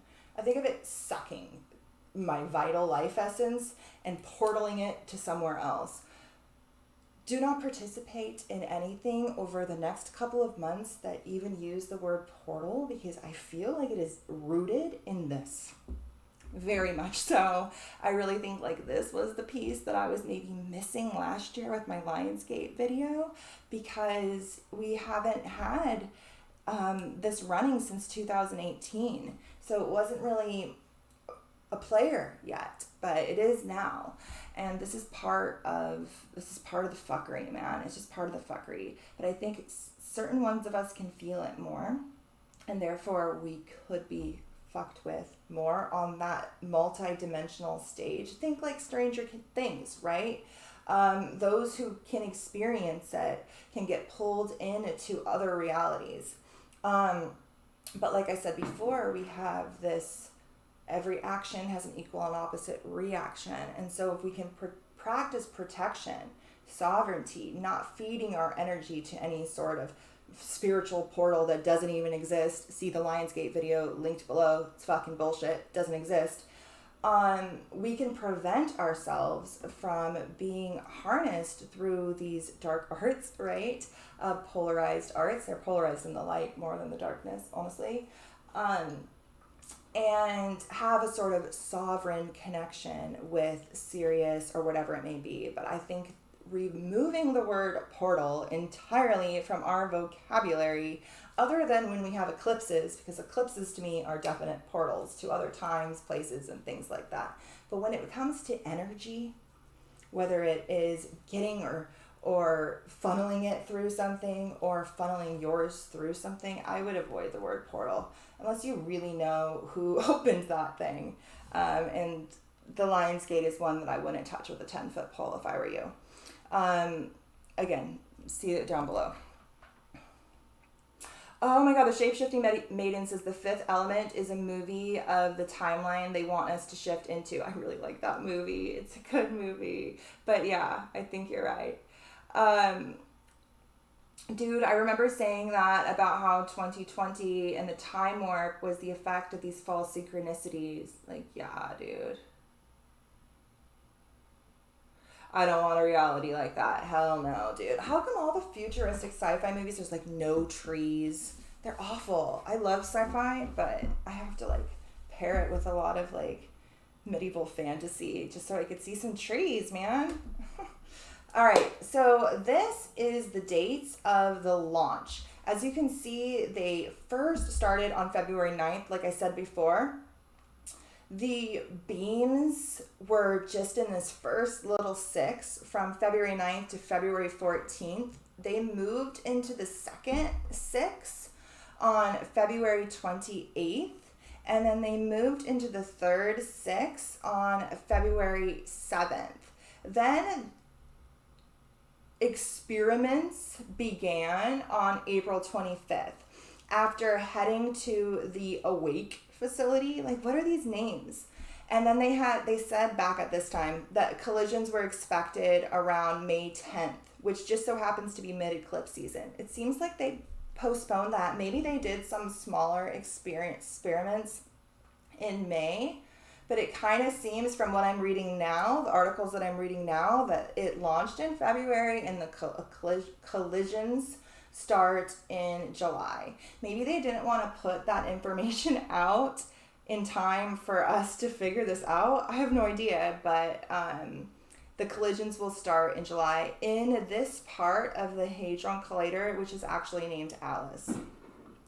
So according to the information released by CERN, these are the dates of the launch. It began the first week of February with physics experiments. So it's not collisions or particle experiments, but physics experiments, they called it, beginning in about a month, using 2 times the power of the 2018 experiments. This is a story from my friend Atlas Divination. If you guys aren't following him, please make sure you follow him. He's fabulous. Where somebody had asked him a question about CERN. He gave a fabulous response, and then he tagged me, and then I added some more of my 2 cents. So I'm going to go ahead and read that to you guys now. Somebody asked him, I'm curious what you feel is the current trajectory of this timeline we are on. And he says, I've personally been reading the timeline currently as extremely volatile. Like, it literally feels like the fabric of time is being altered. There is so much shifting and changing at a rapid rate, it's hard to keep up with. Cue the psychic overload. My friend, the Cosmic Space Witch, brought up an interesting point that CERN probably has a lot, if not the majority, to do with this, with the altering of time and those quantum forces that in reality should not be altered by the hands of man, at least not at our current level of overall spiritual evolution. Feels like strange, maybe alien forces are being brought into the collective consciousness via covert programs, creating a weird as fuck ripple effect. Despite all of this, I'm a pure optimist. I believe with my whole being, goodness will prevail, whether that be my own aligning with that timeline or an energy read. I hold it in my heart strongly. And I try to always kind of bring it back around to some sort of positive angle as well, guys. Hopefully you guys have picked up on that. You know, I'm trying to find a silver lining here without having some sort of rose-colored glasses to what the fuck is going on, because there's some shit going on, right? I'm not trying to fearmonger. I'm just trying to draw attention to some sort of shenanigans. So please follow him. He's fabulous. I wrote here, the conversations I have with this man are next level. I believe that weird shit has been going down and time has been off, or rather accelerated, since 2012, the year they found the God particle at CERN. But my latest theory is this. Every action, there I am. Every action has an equal and opposite reaction. So if they are playing with the boundaries of physics and attempting to enter other dimensions since parallel universes, not a conspiracy theory, by the way, that's literally what they say they are doing, not even mentioning their attempts to recreate the Big Bang or black holes or their studies on antimatter or dark matter or AI or quantum computing, etc., etc. Anyway, whatever they do would have a ripple effect in our collective consciousness as well, for we are one with every freaking thing. My latest theory is that these quantum experiments are simultaneously causing both humanity's destruction and its awakening. And honestly, both are needed. We have to remember that we live in a realm of duality. Humanity also has a lot of karma to play out. As Rudolf Steiner says, we can't stop this. We have to face our creation head on. We have to face Ahriman, which is what he refers to, this like transhumanist AI force. We have to face our past. We have to face our creation. Mankind created this before we can build our future. I'm just checking in with the chat really quick. Okay, everybody's like agreeing. Okay, so I didn't know that this tied in with this at the time, but when everybody was playing my song on repeat and annoying me to death and ruining it for me, thanks guys, really appreciate it, TikTok teenagers. I seen this post on Instagram. It says, so let me get this straight. The #1 movie in the country is Top Gun. The #1 song is Kate Bush's Running Up the Hill.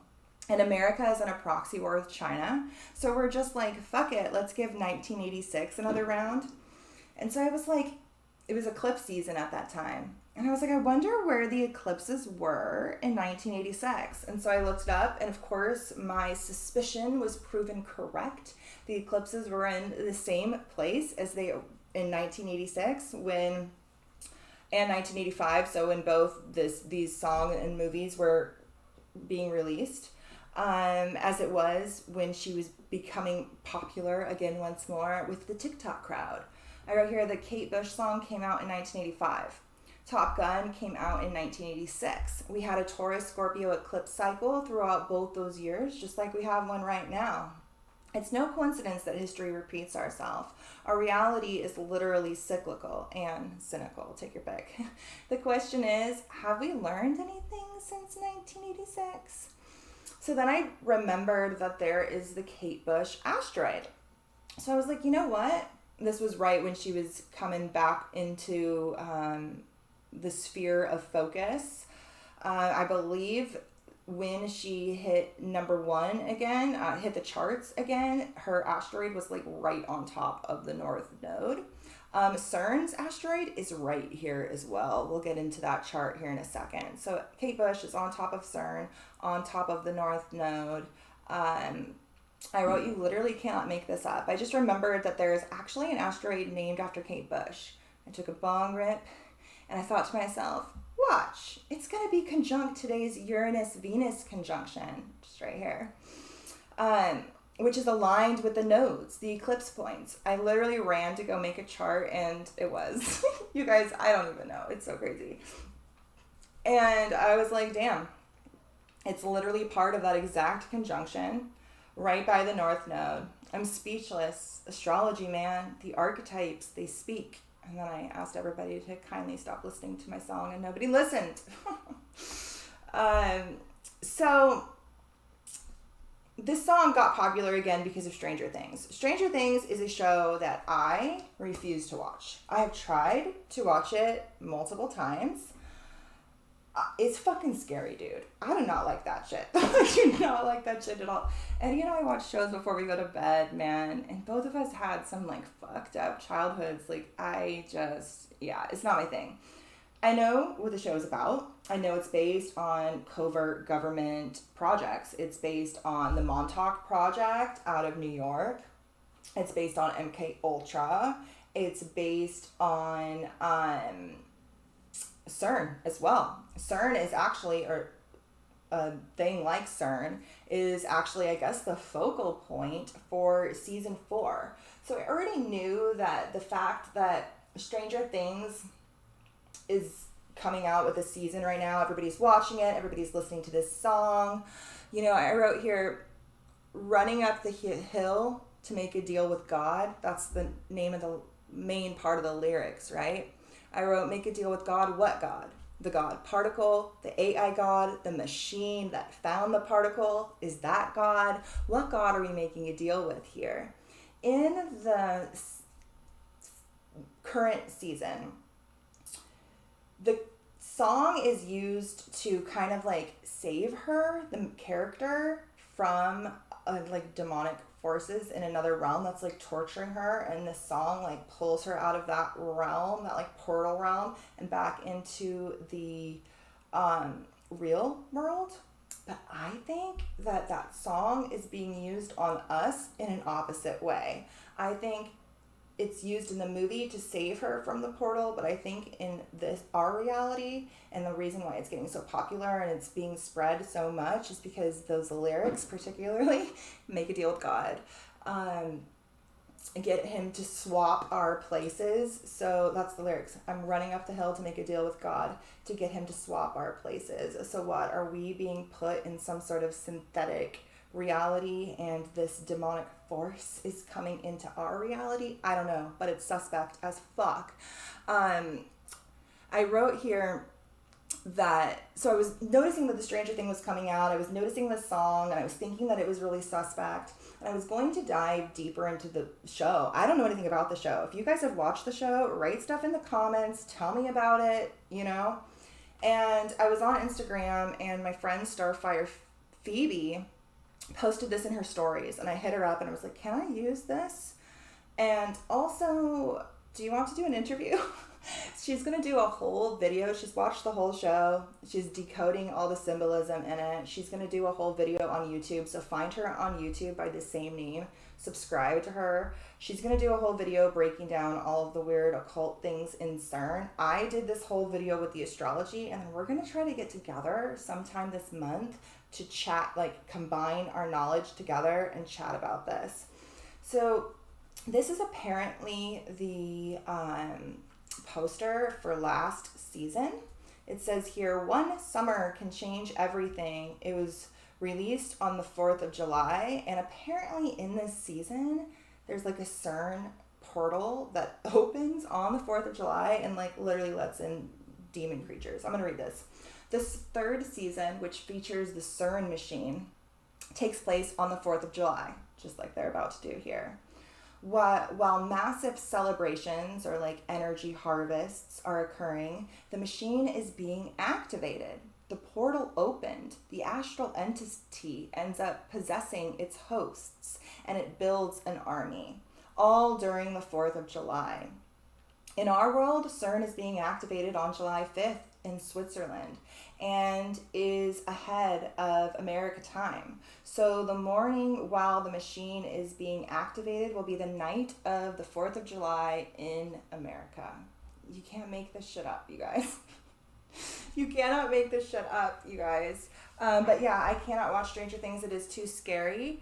The first episode, it has so much flashing lights. I felt like I was in a psyop. I think the show is a psyop. I think it's an MK Ultra spell, honestly.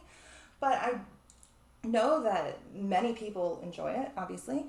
And I think that there are lots of hidden tidbits in there, but I think it's part of the riddle. Much like this song, they float it as the savior when I think it's the mantra. I think I wrote that here. It's the mantra for their spell, for the collective, to all be singing it. Every third video on my phone, as I'm scrolling through any sort of like reels on Instagram, is that fucking song. When you're scrolling through the reels, like every 5th or 10th reel, it gives me this like picture of my own stories, and it says, make a video with your stories, and the song that it has is that song. So like, even if you're not seeing people using the song, Instagram is feeding the song at me. I can't get away from this fucking song, and like I said, it was one of my favorite songs. So I wrote here that Kate Bush and Stranger Things are our modern archetypes.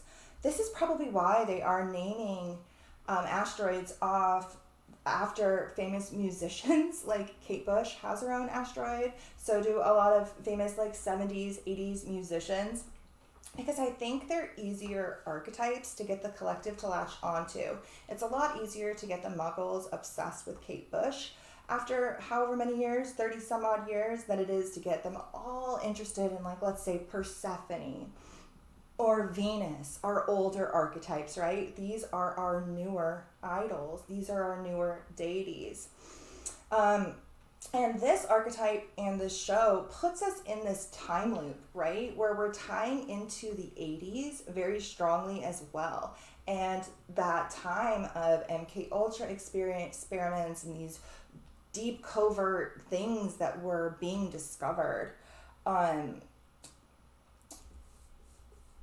said all that already. I wrote, is this why these asteroids like Kate Bush and stuff like that are being added? Is it so that they can harness these archetypes for ritual purposes? Or does this really all just manifest from our collective consciousness? Like, is this purposeful, or is this all just patterns occurring that are bubbling up from our collective consciousness? Stranger Things was first released in July of 2016. So again, July. It was July 15th.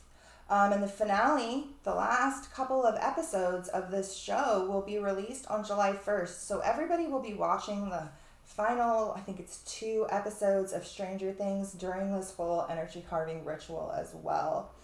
I wrote here that Kate is the mantra for the CERN ritual. And I'm sad about it. Yeah. So the sun will exactly align with Sirius on July 6th at 3:42 p.m., which is 12:42 p.m. in Geneva, Switzerland, where CERN is. This is the day after the project begins. They wanted to get it going and smashing before the sun aligns with Sirius so that they can really harness it, right? And it will be conjunct Persephone, which is mythology's Alice in Wonderland. It's said that the Alice in Wonderland story is a mystery school retelling of the Persephone myth and the being pulled down to the underworld. And it's an archetype that is very strongly used in both MK Ultra and CERN. And it's rooted in that feeling of reality going weird, like getting weird, right? They chose this alignment for a reason, because it aligns with Sirius 100%. These are occultists. They know where the moon is, you know? Their logo is a 666. They had the tarot deck channeled there. That psychic lived there for over a year. The Shiva statue outside, the mock ritual, the human sacrifice, all of these things I listed before, Ada Lovelace, the connection to AI, like it's rooted in transhumanist occultism. And that scientific materialism that Rudolf Steiner warned so much about. So these are charts for the day of the launch. I'm going to check in with the chat because I see you guys saying a bunch of stuff.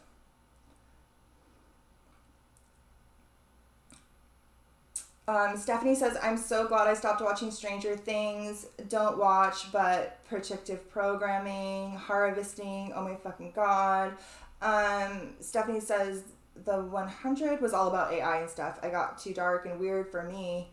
That aside, the fact that it's a dystopian as fuck to begin with. Yeah, I can't watch any of that kind of stuff. I know that there's a whole bunch of stuff in there because I've seen people break it down before. So sometimes I do like to watch the stuff where I feel like it's like their creepy form of disclosure, just so I can kind of get an idea what they're doing. But this one, I couldn't watch it. It was way too scary, man. Straight up scary as fuck. Amanda says, I fully agreed.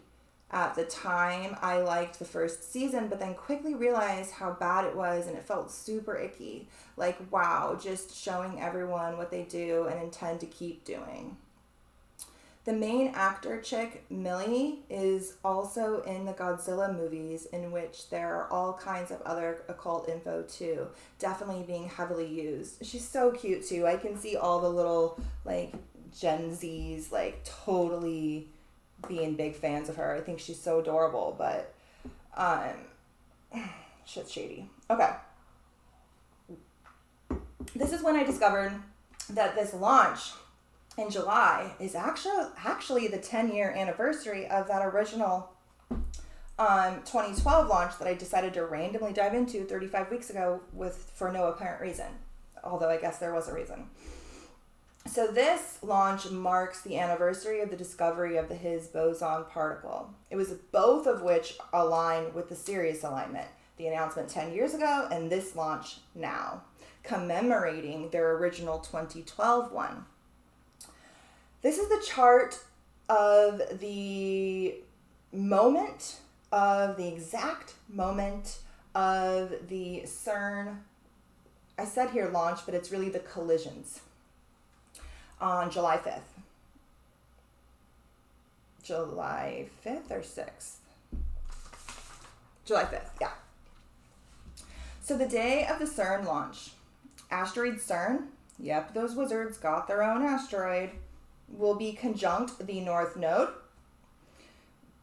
which is where our collective is headed, in Taurus, the sign of dense physical reality, alongside Uranus, which is the planet of advanced technology. You know what else is here? Fucking Kate Bush. Kate Bush is right here too, dude. Like, what the fuck? It's so weird. Okay. Alongside Uranus, the planet of advanced technology, the last time Uranus was in Taurus was World War II, which is when the Nazi scientists were first beginning experiments like this that then eventually turned into CERN. This project is very strongly rooted in Nazi technology, and that shadow will be very much in play and reflected through this endeavor. CERN also falls in a grand trine, it's working harmoniously with the moon. So I think they picked this exact time. They've already announced the time in the future, you know what I mean? Because I think they picked this exact time so the moon would be here, completing this grand trine. If they did it at any other time of day, the moon wouldn't be here, and they would not have this grand Earth trine, which is very dense and physical. And it's also trining Pluto, which helps penetrate into the other realms as well. So at the time of at the time of the launch, CERN is in a grand trine, working harmoniously with the moon at the moment of the launch in Geneva, Switzerland, and Pluto, the planet of shadow, of power, of the underworld, and the occult, which is currently exactly, once again, for the second time, on top of America's natal Pluto during this monumental Pluto return moment. These are very big, powerful, collective shifting moves being made. Pluto hasn't been here since 1776, the American Revolution. Uranus hasn't been here since World War II. These are very strong energies. I bet you the exact time of 4 p.m., which is what they said when it will be done, was chosen so the moon would be here for this ground trine, because any other time of day, it would not have been here. It would not have been here. Another interesting thing is this stellium all falls in the 7th house. That's the 8th house. So this all falls in the 7th house of relationships with other people, and this falls in the 11th house of the collective, which is our vaster relationships with other people. These are more intimate one-on-one relationships. And these are the collective consciousness. And so we can see how, this is going to ripple out beyond them to us and our future. Both Uranus and the North Node are indicative of the future direction that humanity is going. And right now it is highly, highly technological and highly, highly volatile. So you might be wondering, why does girl fucking care so much about CERN? I was asking myself the same question. And so I decided to see, where the fuck does CERN fall in my chart? And fun fact, CERN is exactly conjunct my Venus and in a sextile to my Saturn, which is actually right on top of the Great Attractor, that same point of very, very, very dense area of dark matter or dark energy. It's that 0 point that everything's being pulled towards in space. The focal point of our biggest, largest cosmic mind that we know of out in the universe. And so I wrote here that CERN is conjunct my Venus in my natal chart and sextile, working harmoniously but requiring effort to unlock my Saturn. I think that this is why I have a strong karmic, Saturn governs karma, attraction / obsession, Venus governs obsession. Especially here, because this is very close to my sun and my South Node right there. So it's like a past life obsession as well, with whatever the fuck shenanigans they are up to. I must hold some sort of past life karma, Saturn, relationship, Venus, to the creation of this technology. Probably strongly rooted in the acquisition of money, because this all falls in my second house, and so does my South Node, which is represented by both Saturn, Venus, and the second house placement, all of which kind of govern money. My Venus CERN placements are in Libra, so through this attraction, I'm seeking to obtain balance and harmony. But it's like literally right on top of my Venus. So I'm like, Venus is what we are attracted to. So for some reason, I'm attracted to this puzzle, I think is really what it is. My chart really likes puzzles. And also, I don't like knowing that I'm being fucked with. And I can feel like we are being fucked with, and I need to figure out how. And so this is my way of doing it, I guess. So this is the chart for July 5th. We're going to get into this right now.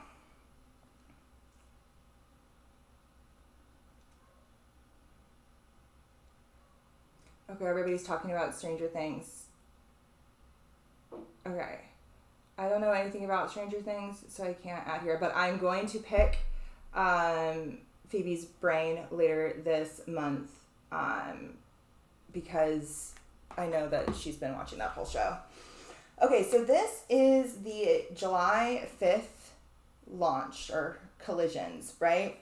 We can see CERN conjunct the North Node, conjunct Uranus in Taurus.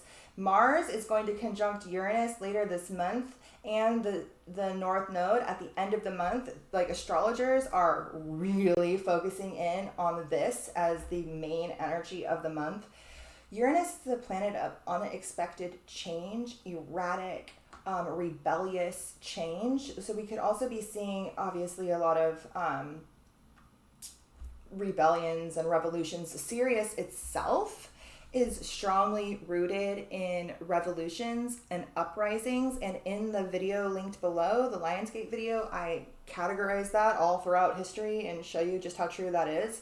And now I feel that they have figured that out. I mean, obviously you can read about it in fixed star books. Astrologers have mapped it out and figured it out, that the star is connected to this. So it seems like every summer they give us a reason to riot.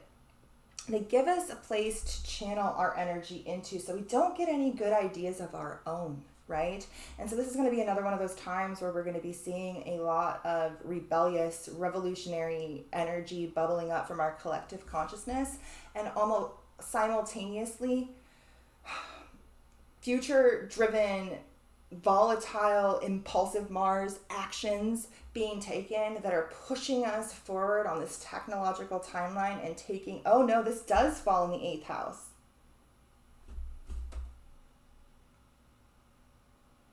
Well, this is the exact right perfect time. So maybe I had this off by a little bit. So all of this stuff here falls in the 8th house, which also does speak to relationships, like I was saying before, but more intimate relationships, hidden relationships, hidden agendas, and the occult. Literally, this house governs the fucking occult. But for this, it's not occultism rooted in sacred mystery tradition. It's occultism rooted in a technological transhumanist lens that is feeding this. Kate Bush will have moved out to 1 degree of Gemini by this point, so maybe we can stop listening to that song over and over and over again. She obviously was like the opening act.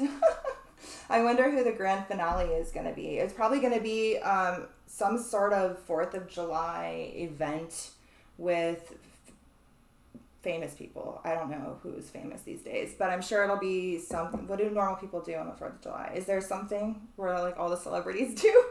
It'll probably be something like that. I don't know. I'll see it after and I'll be like, that was it. But I think she was the opening act leading us into this, and she's definitely the mantra.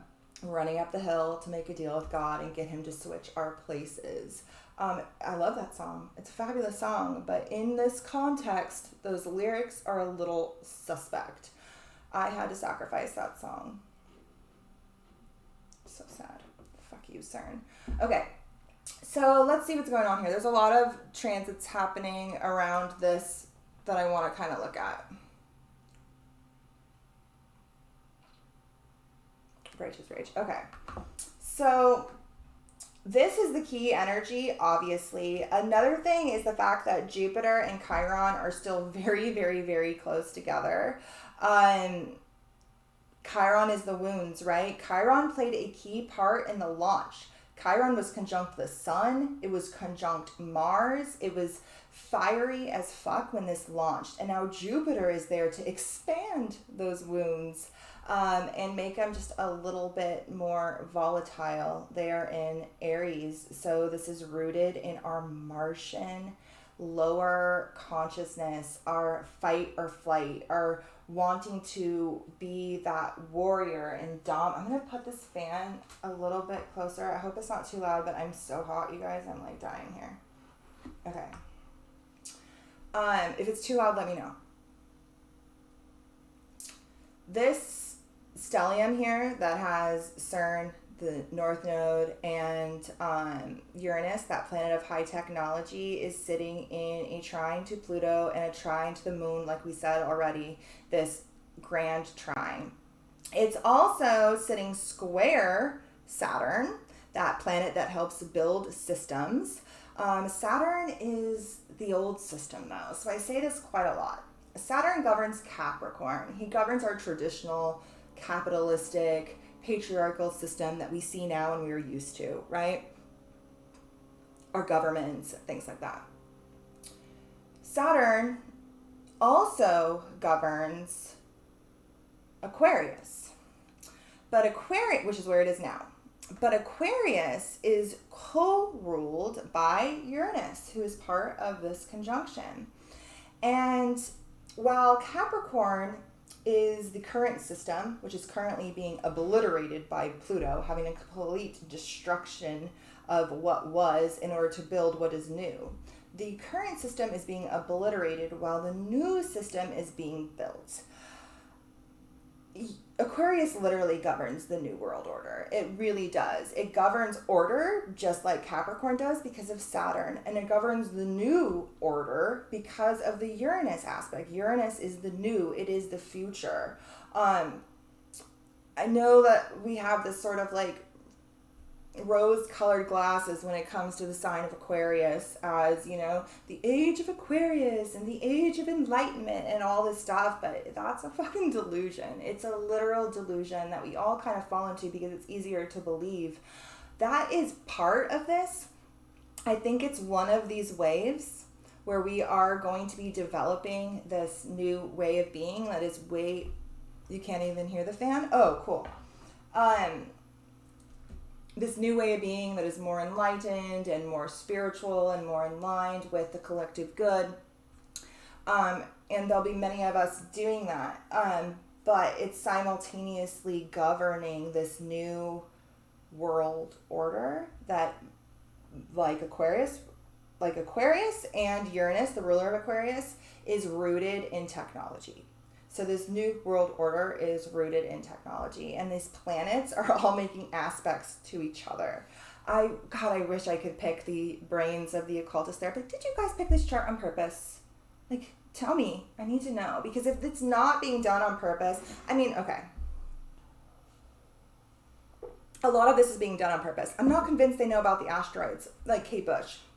I know they got to know where CERN is. They have to know that part. Like, if not, you're a shitty occultist, and you got no business running that big old machine.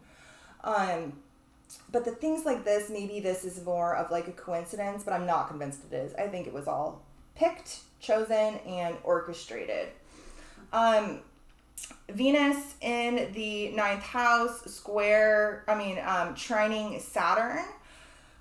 It brings us into it. It brings it's Venus in Gemini. Gemini is like the sign of networking. Venus is how we connect with others. Also, it has a lot to do with art and music as well. So does Neptune. Where's Neptune? Over here. 6th house. Square Mercury. Okay. So Mercury is the planet of communication. It's the ruler of Gemini. And it is square Neptune. So Neptune will be retrograde at that time. And so on the, I don't think there's a such thing as coincidence either. At the time of this launch, Neptune, the planet that governs spells and the illusion, confusion, delusion, like it literally would govern the wonderland, but it would also govern any sort of mystic truth that you might acquire within said wonderland if you figure out said riddle. Like, it governs the riddle and also that little nugget that you might find. When it's retrograde, it is shattering illusions as opposed to fulfilling them. So Mercury, our mind, our analytical mind, which is going to be in Cancer. So we're going to be feeling this on a bodily, emotional, intuitive level, but illusions will be shattering all around us. So while simultaneously many people are going to be pulled into whatever sort of hive mind, a lot of people ask me, what do you think is going to happen when CERN is turned back on and the collisions start happening? And I have like two answers for that. I say, through my logical lens, I see them fucking with the fabric of our reality and that having a ripple effect in our collective consciousness and creating both a semblance of destruction and creation, like we said before. And then my tinfoil hat lens sees a Stranger Things episode where they open a portal and they let in an AI god that then takes over the hive mind that everybody has been plugged into using the 5G infrastructure. I'm not sure if it's going to be as intense as Stranger Things, but I think that archetypal story is going to be happening in some sort of dimensional realm, I can't wait to talk to Phoebe more about this because she does know that show more. Okay, so while everybody's getting pulled into said hive mind, many of us are getting this message of this like shattered illusion, right? In order to step more so into sovereignty, which is ultimately what Sirius governs. That is why it is so rooted in revolutions and uprisings and the shifting of power structures throughout time, like I went in the video link below, the Lionsgate video. It's rooted in this because it's rooted in sovereignty. Sirius is the first star that we can start to really connect to beyond that of our own sun. It's 8.2 light years from Earth, which is really fucking close. It's not the closest. Alpha Centauri is the closest, like 4 light years or something, but it is the brightest, by far the brightest. It's considered our spiritual sun. It's rooted in the feminine, and it starts to initiate us into what sits beyond this realm. So I talked a lot in the Shuman Resonance video below about this concept of the 8th sphere, which is kind of the word that Rudolf Steiner uses for, but he was talking about it in like the 1800s, so he didn't really know exactly how this was going to manifest because we didn't even have computers yet. But this concept of the incarnation of Ahriman, the incarnation of this 8I consciousness, and this battle that ensues pretty much ultimately for our soul. And he uses the terminology of the 8th sphere as this like synthetic technological sphere. And the research of the dark journalist and Ilana Freeland, who I go into in that video below, they tie it to the brain microchips and HARP and CERN and 5G and the vaccines and nanotechnology, and all of it together is what they refer to as the 8th sphere. So when I first started diving into that in the video below, I was really only familiar with Steiner's work on the 8th sphere. But since then, in this past year, I've read a ridiculous amount of esoteric astrological texts and a lot of old esoteric works from like the 17, 18, 1900s speak very much about this concept of the 8th sphere, and a lot of it being good. But they talk mostly about the 7 spheres, which are ruled by the 7 planets that we can see with our eyes, right? So we have our luminaries, the sun and moon. Then we have Mercury, Venus, Mars, Jupiter, Saturn. Saturn ruling the gates, the 7th sphere. Saturn is the farthest planet that we can see with our eyes. Beyond that is Uranus. To discover Uranus, we needed to develop technology. We needed to develop the telescope. Once we as men took that flame of knowledge and developed a telescope, we could then discover Uranus. So in theory, Uranus, the planet that literally governs high technology, would be the ruler of said 8th sphere, because it is the 8th planet beyond Saturn, which rules this material realm. And so I wrote here, on the 31st, at the end of the month, when we have CERN and the North Node and that planet of high technology and Mars all conjunct here, I wrote here, is this the incarnation of Ahriman? Will it be funneling in through the nanotechnology?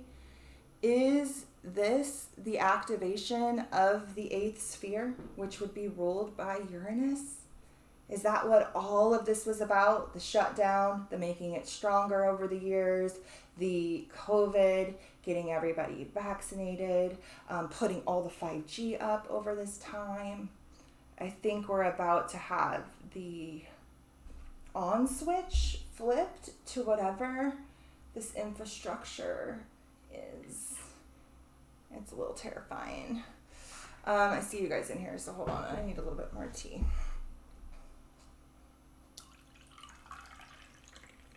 I told you guys this one was going to be long. Janello says, I was shuffling my cards, and right as you said star, 30 seconds ago, the star came with the death card right behind it.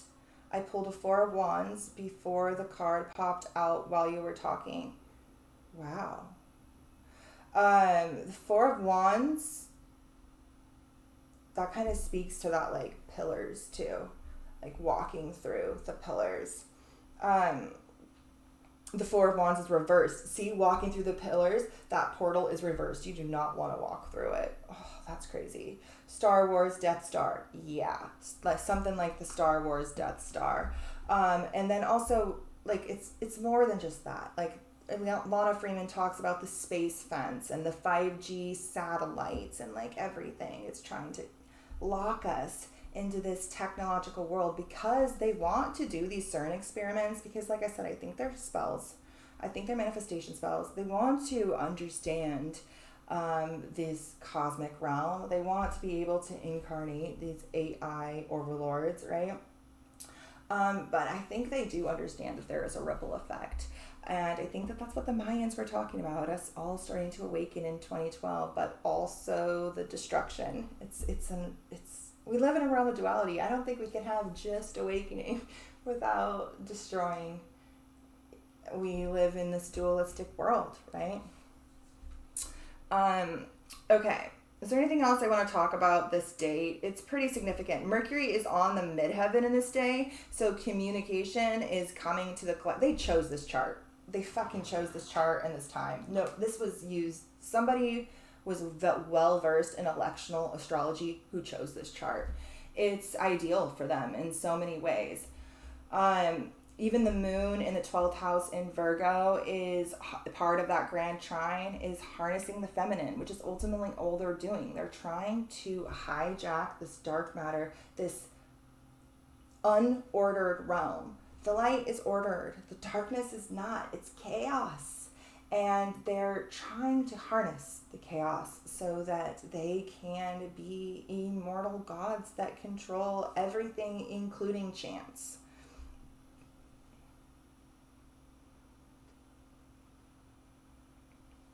Okay.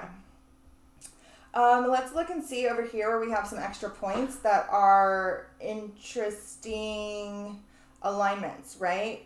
So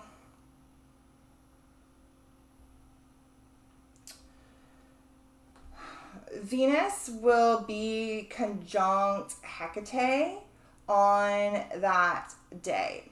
So Venus is the planet of relationships. Hecate is the asteroid that governs witchcraft. And so it's like, kind of tells me that this spell, which is what we've kind of discovered this is, right?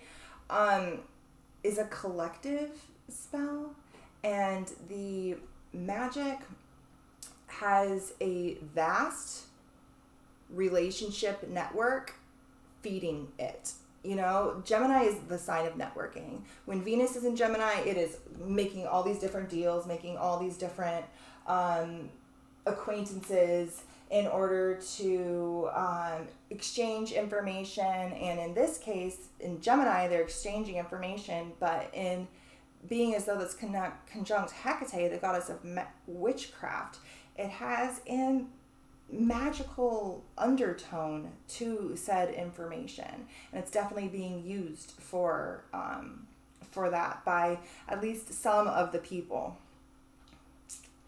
When the sun aligns with Sirius on the next day, it will also be aligned with Lilith, that asteroid and Persephone, which is mythology's Alice in Wonderland, right? So both of these speak to the feminine power that they are trying so desperately to harness, but ultimately can't, because we are ungovernable. Lilith teaches us that we don't settle, that we are ungovernable, that we are powerful, that we are sovereign, that we do not need an outside authority to validate us, that we are this powerful source of primordial consciousness that sits beyond this realm and is fine not being a part of it and removing themselves entirely.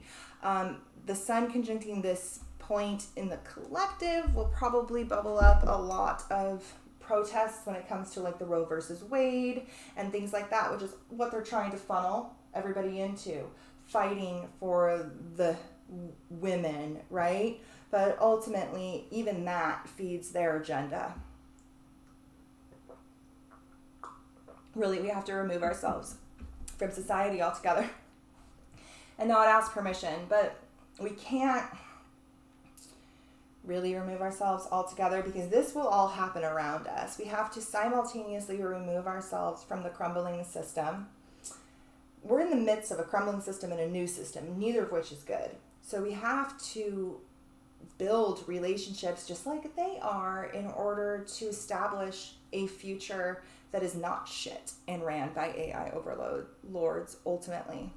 So another thing that's really interesting during this launch is that the asteroid Atlantis is conjunct the galactic center and the asteroid Medusa, which speaks to the severed feminine, both of which are retrograde.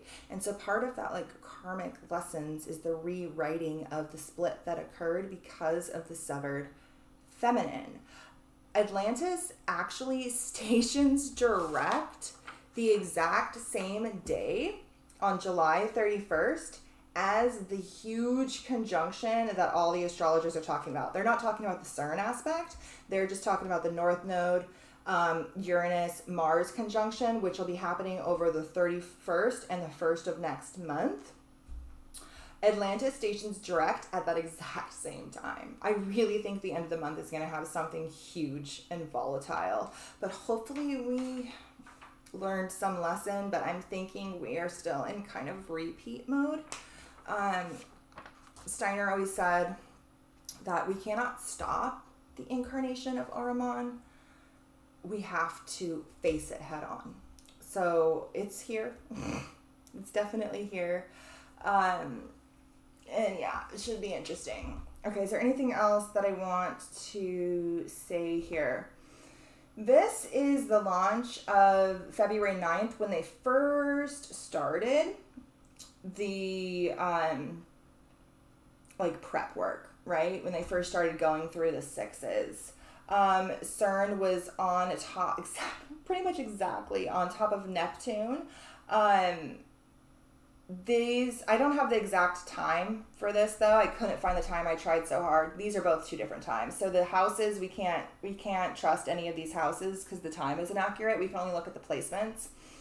CERN was conjunct Neptune, which literally governs the spell and the illusion, and Neptune was direct, but it will be retrograde at the time that they actually move forward with collisions. Kate Bush was right on top of Jupiter, so they knew that they could expand by Jupiter is the planet of expansion, that they could expand by harnessing. It's also in the sign of music. Pisces governs music. Her musical archetype. They probably saw that and were like, play the Kate Bush song. Another interesting thing is that the Atlantis asteroid was exactly conjunct Aldebaran. So if you are familiar with Nazi esoteric lore, and I do think I went into this I know I went into this so deep in my Atlantis video, but I think I did in the Shuman Resonance video. But it is widely believed that the Nazi mystical orders rooted in Nazism, so like the Vril Society and the Thule Society, but particularly the Vril, channeled beings from Aldebaran. The women, particularly, very, very, very long hair, were said to channel the beings from Aldebaran. It's actually believed that those channelings were what Shuman, the guy responsible for the Shuman resonance, who, newsflash, is a Nazi, used to then build Hitler's UFOs. He's connected to the UFO area of like conspiracy. So when you look into Nazi conspiracy theories, it's believed that, you know, they had very advanced technology and that technology came from otherworldly places. Even Werner von Braun, when he came here through Project Paperclip and became a NASA scientist, he even said, like, I had help. I didn't come up with this all on my own. I had help from otherworldly forces. And it's widely believed that Aldebaran is this otherworldly force. That's why I always say there is more evidence for the Nordics, the blonde-haired, blue-eyed, Nordic, Pleiadian-looking motherfuckers, being the bad guys as opposed to any reptilian entity. I actually think the focus on reptilians is another one of the psyops. I'm convinced it's these Nordic fuckers from Aldebaran who were working with the Nazis and are now working with both the Russians and the Americans, because we got all the Nazi scientists. But I found it interesting that Atlantis is on top of Aldebaran right when they started this launch in February, when they started getting those sixes going. Is there anything else I want to point out here? No. I think we get the point. All right, so we can go into the regular chart, and I'm going to talk about a couple of key dates here, and then we'll kind of call it a night. What time is it? Oh, it's 11:15. Okay. I see you guys over here, so hold on. Oh, Spiritual Warriors is the Death card governs the 8th house. Good point. She said, have you heard of the Guardians of the Looking Glass? No, I have not, but is that a play off of Alice in Wonderland? Shape-shifting mating says, oh my God, yes, I felt that Overturn versus Wade was a harvest. It definitely is. The shape-shifting maiden, if you add the day, okay, she says, if you add the day 7, 4, and 2, 2022, it's 17, the star card. That reminded me. So I was looking at the calendar, and I was like, why did they choose, where's my calendar? Why did they choose to do the collisions on the 5th as opposed to the 6th, which is the actual Sirius alignment? And at first I was like, well, it's closer to the 4th, which is the actual 10-year anniversary. And then I thought, why didn't they use the 4th? And so I went and looked at the 4th, and I'm like, the 4th seems like it would have been good. And then I realized that the 5th, July 5th, 2022, is 7, 5, 6. So 2022 is 6, and then 7 and 5. And if you take one from the 7 and give it to the 5, then you have 666. So it adds up to 18, just like 666 adds up to 18. So I think that's why they chose the 5th, because technically if you break it down, you can break it down to an 18, just like you can, or 9, which is a completion date, a completion number. 9 equals completion. And it breaks down to the same thing that 666 does. So that's my theory. But you reminded me of that. She says, we need to stop reacting to the decisions they make for us. We need to be proactive and be ahead and understand reaction is what they want. Yeah, we need to stop asking for permission for things too. The medical field is very new. People have been self-aborting for centuries with the help of herbs and tracking their cycles and doing all kinds of things to prevent the need to have to beg a government entity for the rights over your own body. And there are a lot more humane and healthy ways to go about doing said thing, like I said, with herbs. Okay, so what days do I want to point out? Today is a really big day. Today really kicked off the month with the Mars-Pluto square. So Mars is here at 27 degrees of Aries, actually conjunct the Andromeda Galaxy, perfectly conjunct the Andromeda Galaxy, which Hitler, fun fact, Hitler is born with his sun conjunct the Andromeda Galaxy. He was equally as obsessed with Andromeda as he was with this like Aldebaran star system as well. But Mars is conjunct the Andromeda Galaxy and sitting square Pluto, which, like I said before, is right on top of America's natal Pluto. This brings tense, combative, penetrating energies that help us dive deep. It helped me make this video. I was a little obsessive and intense about it. That's the Mars-Pluto square.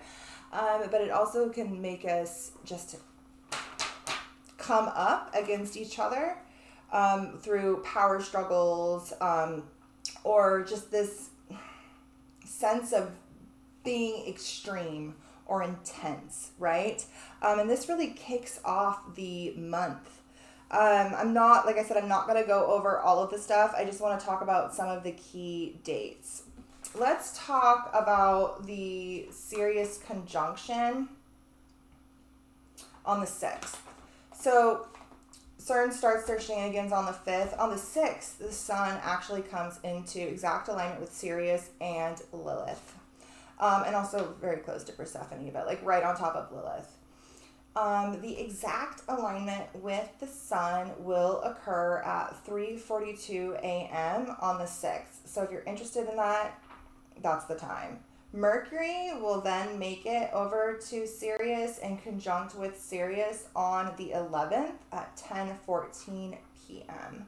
Those are our two main Sirius alignments. Those are really great times to sit and connect with the star independently. You can even visualize the shutting of any sort of portals, the casting of your own protective circle, the channeling of nothing other than that star in through you, rooting it into the earth, into the goddess, finding a sort of balance. Those would be the times to do it. Anything past this, in August, when everybody else is telling you to work with Sirius, the sun will have already moved well on into Leo. It will be actually all the way over here at 16 degrees of Leo, nowhere near Sirius. If you want to work with Sirius, this is when you do it. The video down below goes a lot deeper into it. The two moons this month, the Capricorn full moon and the Leo new moon, I'm going to be diving much deeper into the astrology of the month. So if you come and join Patreon, we'll dive more into what's going on around both those moons. I just want to kind of point out a couple of key dates here. Okay, so the energy of the riddle is very strong. The riddle is actually the archetype card that I pulled that we'll cover here at the end. And so I wanted to look and see where the Sphinx, the asteroid Sphinx was. It's actually here at 13 degrees of Aries, because that speaks to this riddle. And there's a couple of interesting alignments happening with that point in particular. So I wrote here that on the 19th,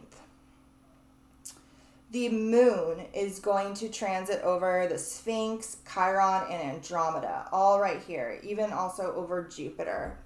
And so the 19th is going to be a day where we can get some sort of clarity. I circled that day. It really jumped out to me as in about whatever this sort of, we're going to have our own personal riddle, particularly since this is an Aries, the sign of the self. We're all going through our own personal riddle, and then we're part of this collective,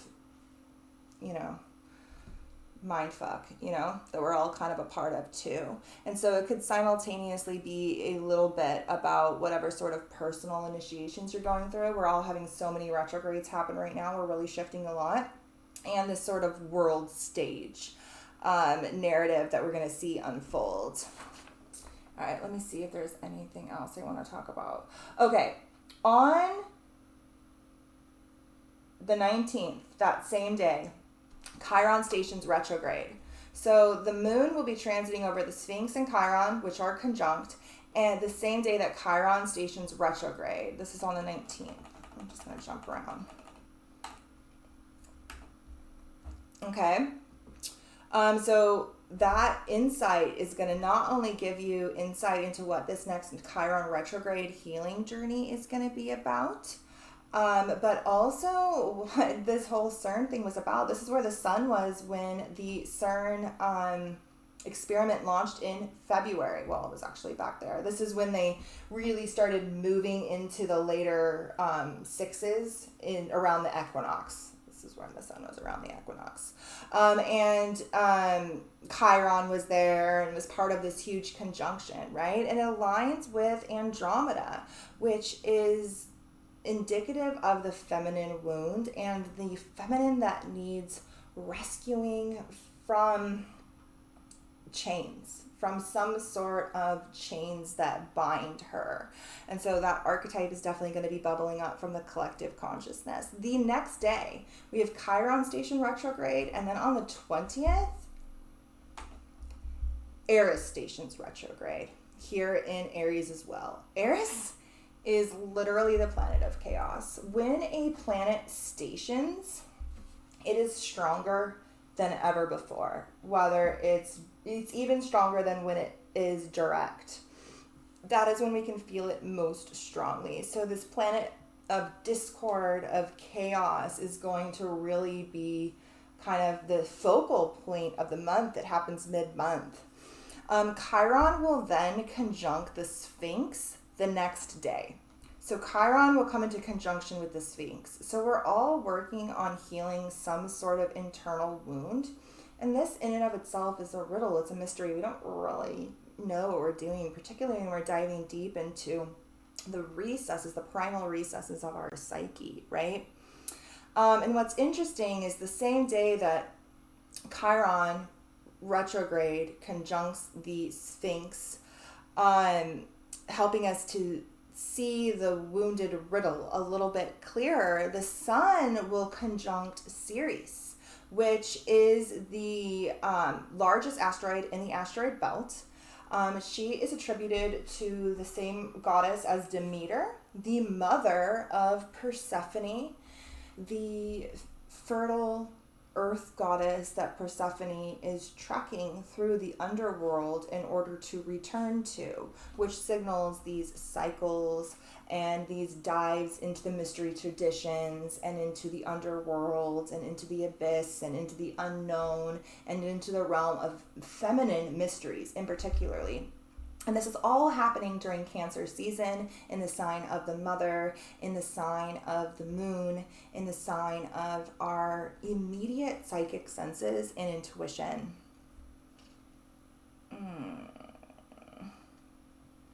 I talked about Atlantis going direct on the 31st. So I think the last thing I want to kind of talk about is the end of the month, which I've talked about a whole bunch, but this is like the key point here. Okay. On the 31st, Uranus is going to conjunct the North Node. Remember, CERN is here too. Kate Bush has moved on since then, but CERN is still here. Uranus conjunct the North Node. Mars joins on the 1st. The end of the month into the beginning of August, when everybody is literally going to be talking about Lionsgate. Tag my video. I'm not going to argue with anybody this year. I'm not going to argue my point. I am just going to kind of delete everybody who's being an ass, or any of the Masons who decide to come out of the woodwork like they did last year and try to mansplain what the fucking esoteric interpretation of the lion is to me. I'm going to delete you too and block you too, freaking jerks. I had like 3 of them come at me last year. The end of the month, Atlantis stations direct the exact same time that this huge conjunction is happening, which is obviously rooted in this Atlantean repeat. Whatever it is, it's rooted in technology, it's rooted in war. Is this the next frontier of the war between countries and China, right? Are we already at war on the quantum level and we don't even really know about it? I don't know.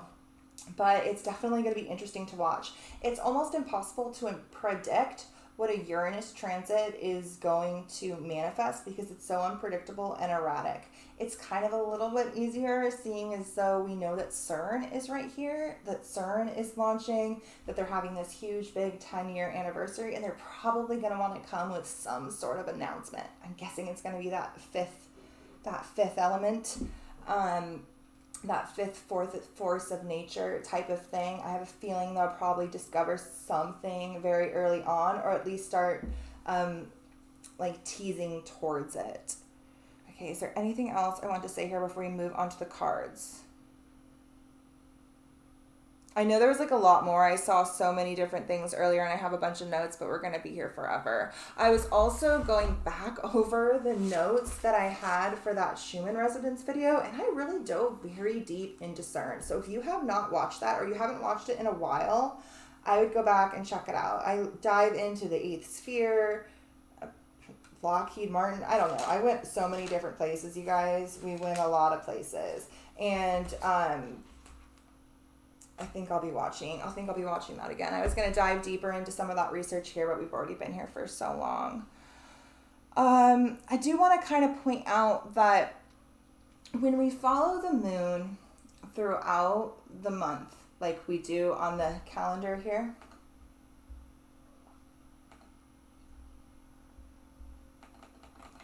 These blue, fan's drying out my eyes. These blue,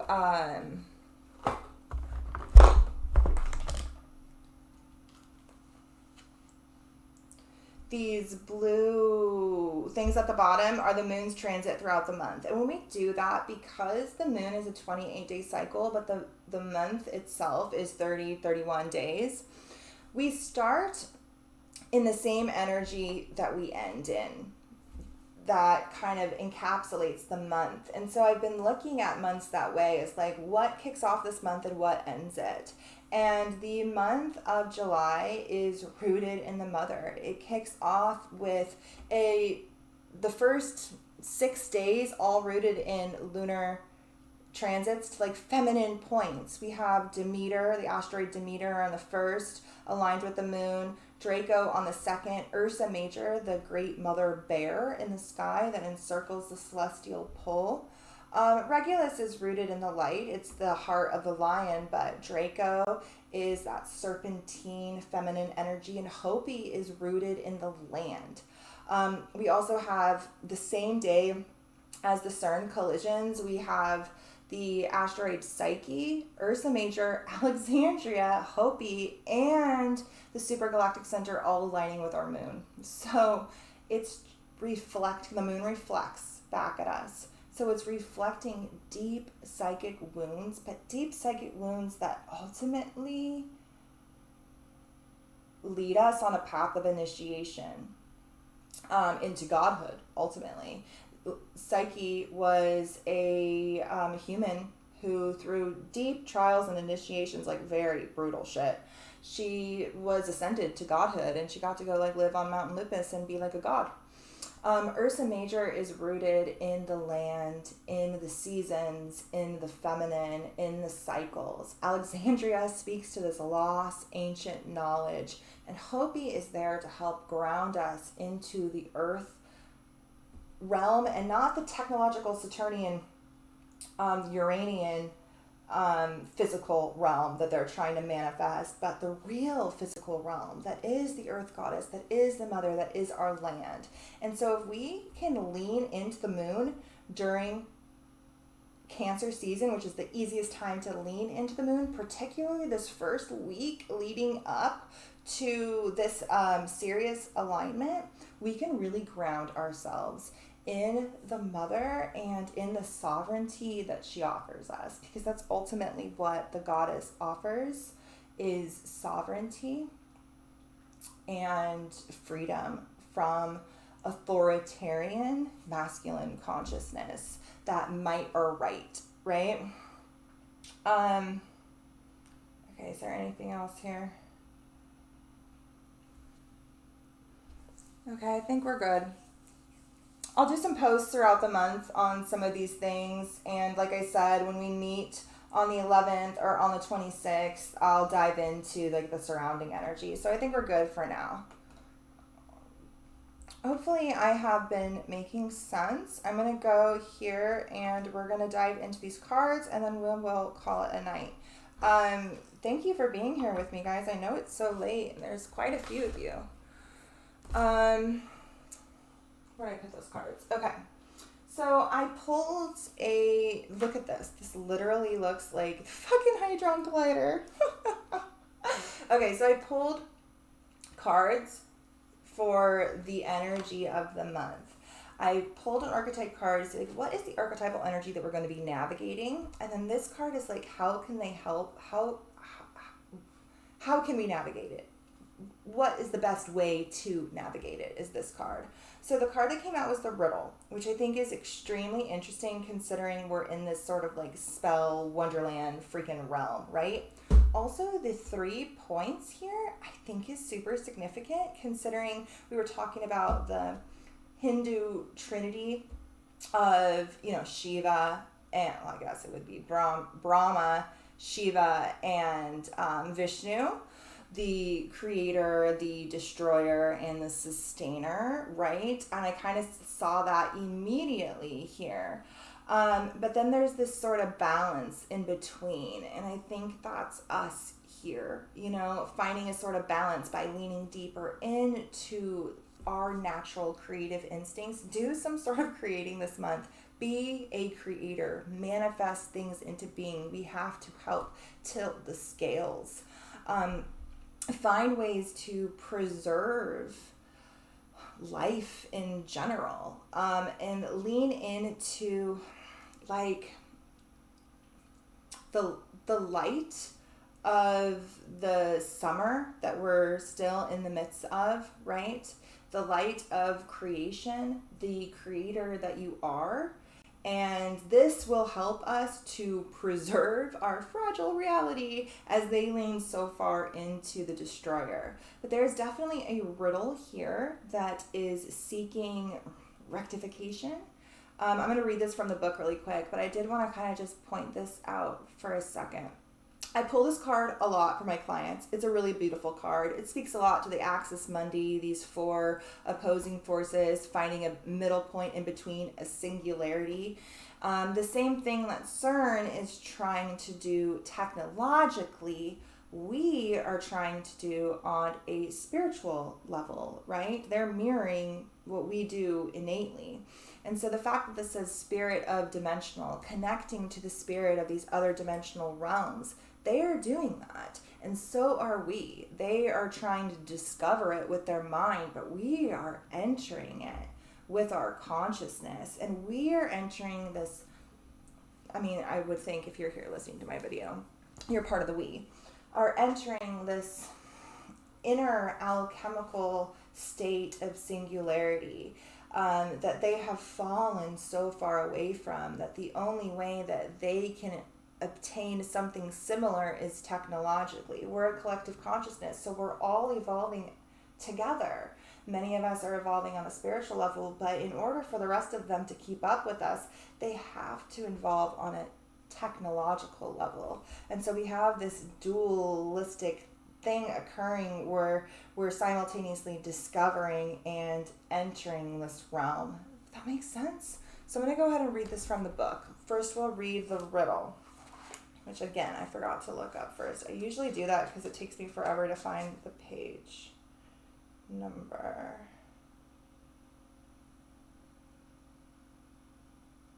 $171.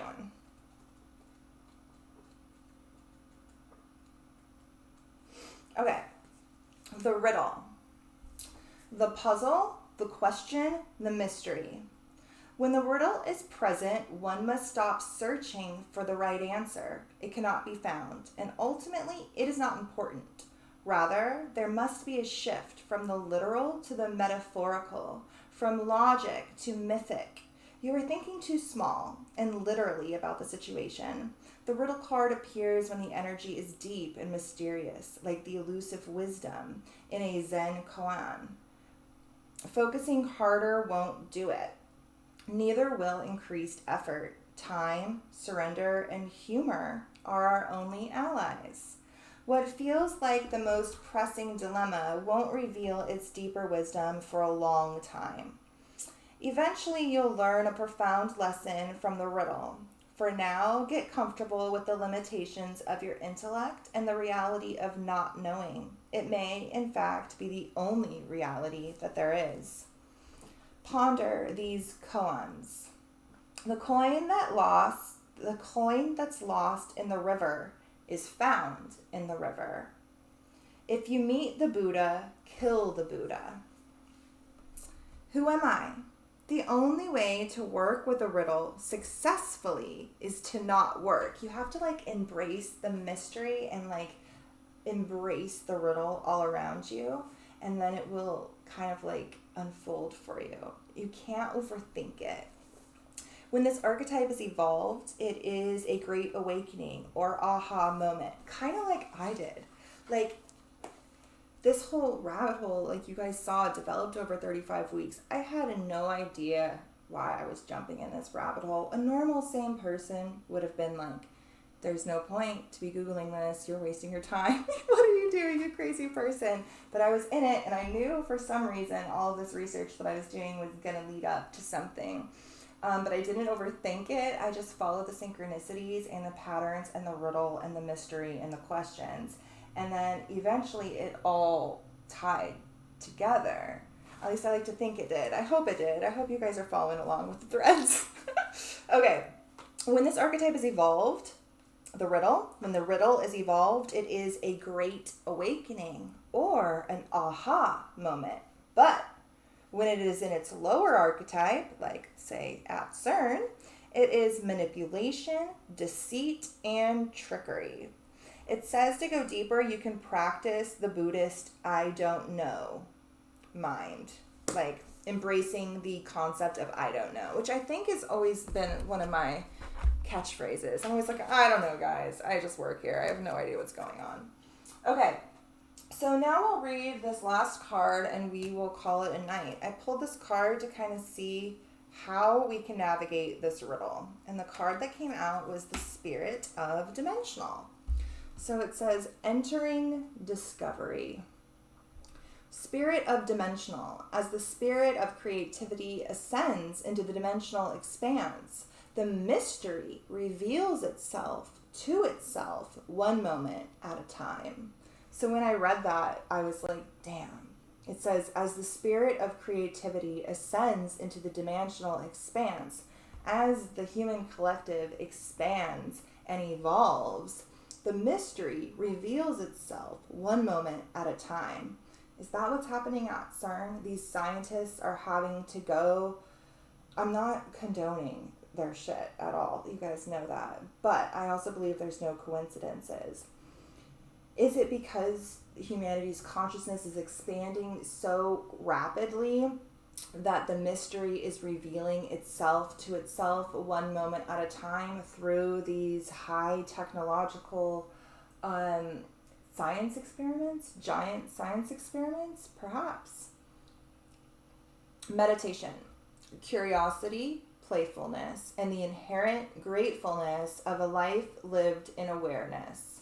This card is the invitation to heal myself of the narratives which entrain me away from the recognition of the truth of my being. It is a return to wonder, exploration, and inherent appreciation as I balance, align, unpack, heal, reconcile, secure, and otherwise attend to the denied parts of my being. I find tremendous energy freed up that naturally wants to rest in dynamic unfolding of this present moment. I should note, we didn't really get into it, there's a lot of aspects being made to Chiron throughout the month. There is a lot of, and you guys can go and look at the chart for all of those. There's a lot of dates that are prime time for healing deep wounds and accessing deeply repressed parts of our consciousness.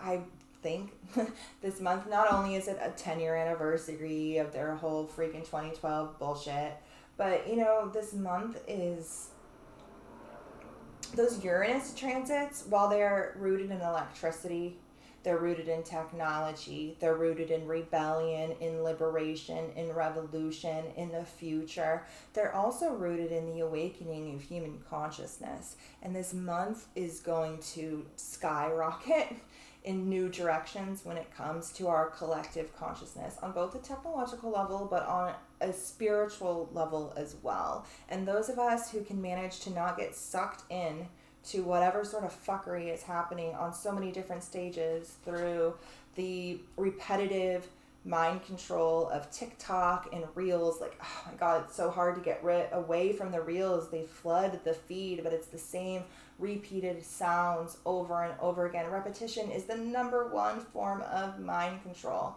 These things that we get sucked into are rituals, and we have to be aware of it. And sovereign, like, defense against the dark arts is a legitimate thing that we need to learn. Protection, awareness, discernment. If things get big, question them. Anything out there that's being pushed so fucking heavily in the collective, whether it's Stranger Things or my fucking Kate Bush song, whatever it is, they're there for a reason. Especially since I found out recently that Kate Bush was like a published artist. I guess she came from money. Her family had money. But she owns all the rights to all her songs. She made and produced all her own music. And so, like, she's making all the money off of this. So it wasn't even, like, a big production company. Like, I think it's because the song lyrics were perfect for what they wanted to do. And it also tied to the time period because Stranger Things takes place in the 80s. But I think it was the lyrics. Okay. Inquiry. What is it that I am discovering right now about myself, others, and or life? The end. Okay, guys. Well, I hope it made sense. I know that was like a million slides. There's like literally 23 slides that we just went over. Like I said, almost 9 months of research. I would really watch the videos linked below if you haven't seen those. If you haven't seen them in a while either, I would maybe watch them. I'm going to rewatch them. I'm looking at my notes here from that frequency video, and we went so many fucking places, dude. We were on a tip. And a lot of it is rooted in CERN and this concept of the 8th sphere and the incarnation of Ahriman and the concept of the hive mind and Nazis and technology and I don't know, something about... I have no idea, you guys. I'm going to have to watch it again. This was like over a year ago and I have no idea. But I know we were onto a whole bunch of things. The Lionsgate video down below goes so deep into Sirius from all different angles. Fixed star astrology, mythology, historical connections, cultural connections, occult connections, and then it completely debunks the entire Lionsgate psyop, which is just total and utter bullshit, especially if you're in the southern hemisphere. It literally has nothing to do with you guys at all. So if you are in Australia, the astrology of August literally has absolutely nothing to do with you guys.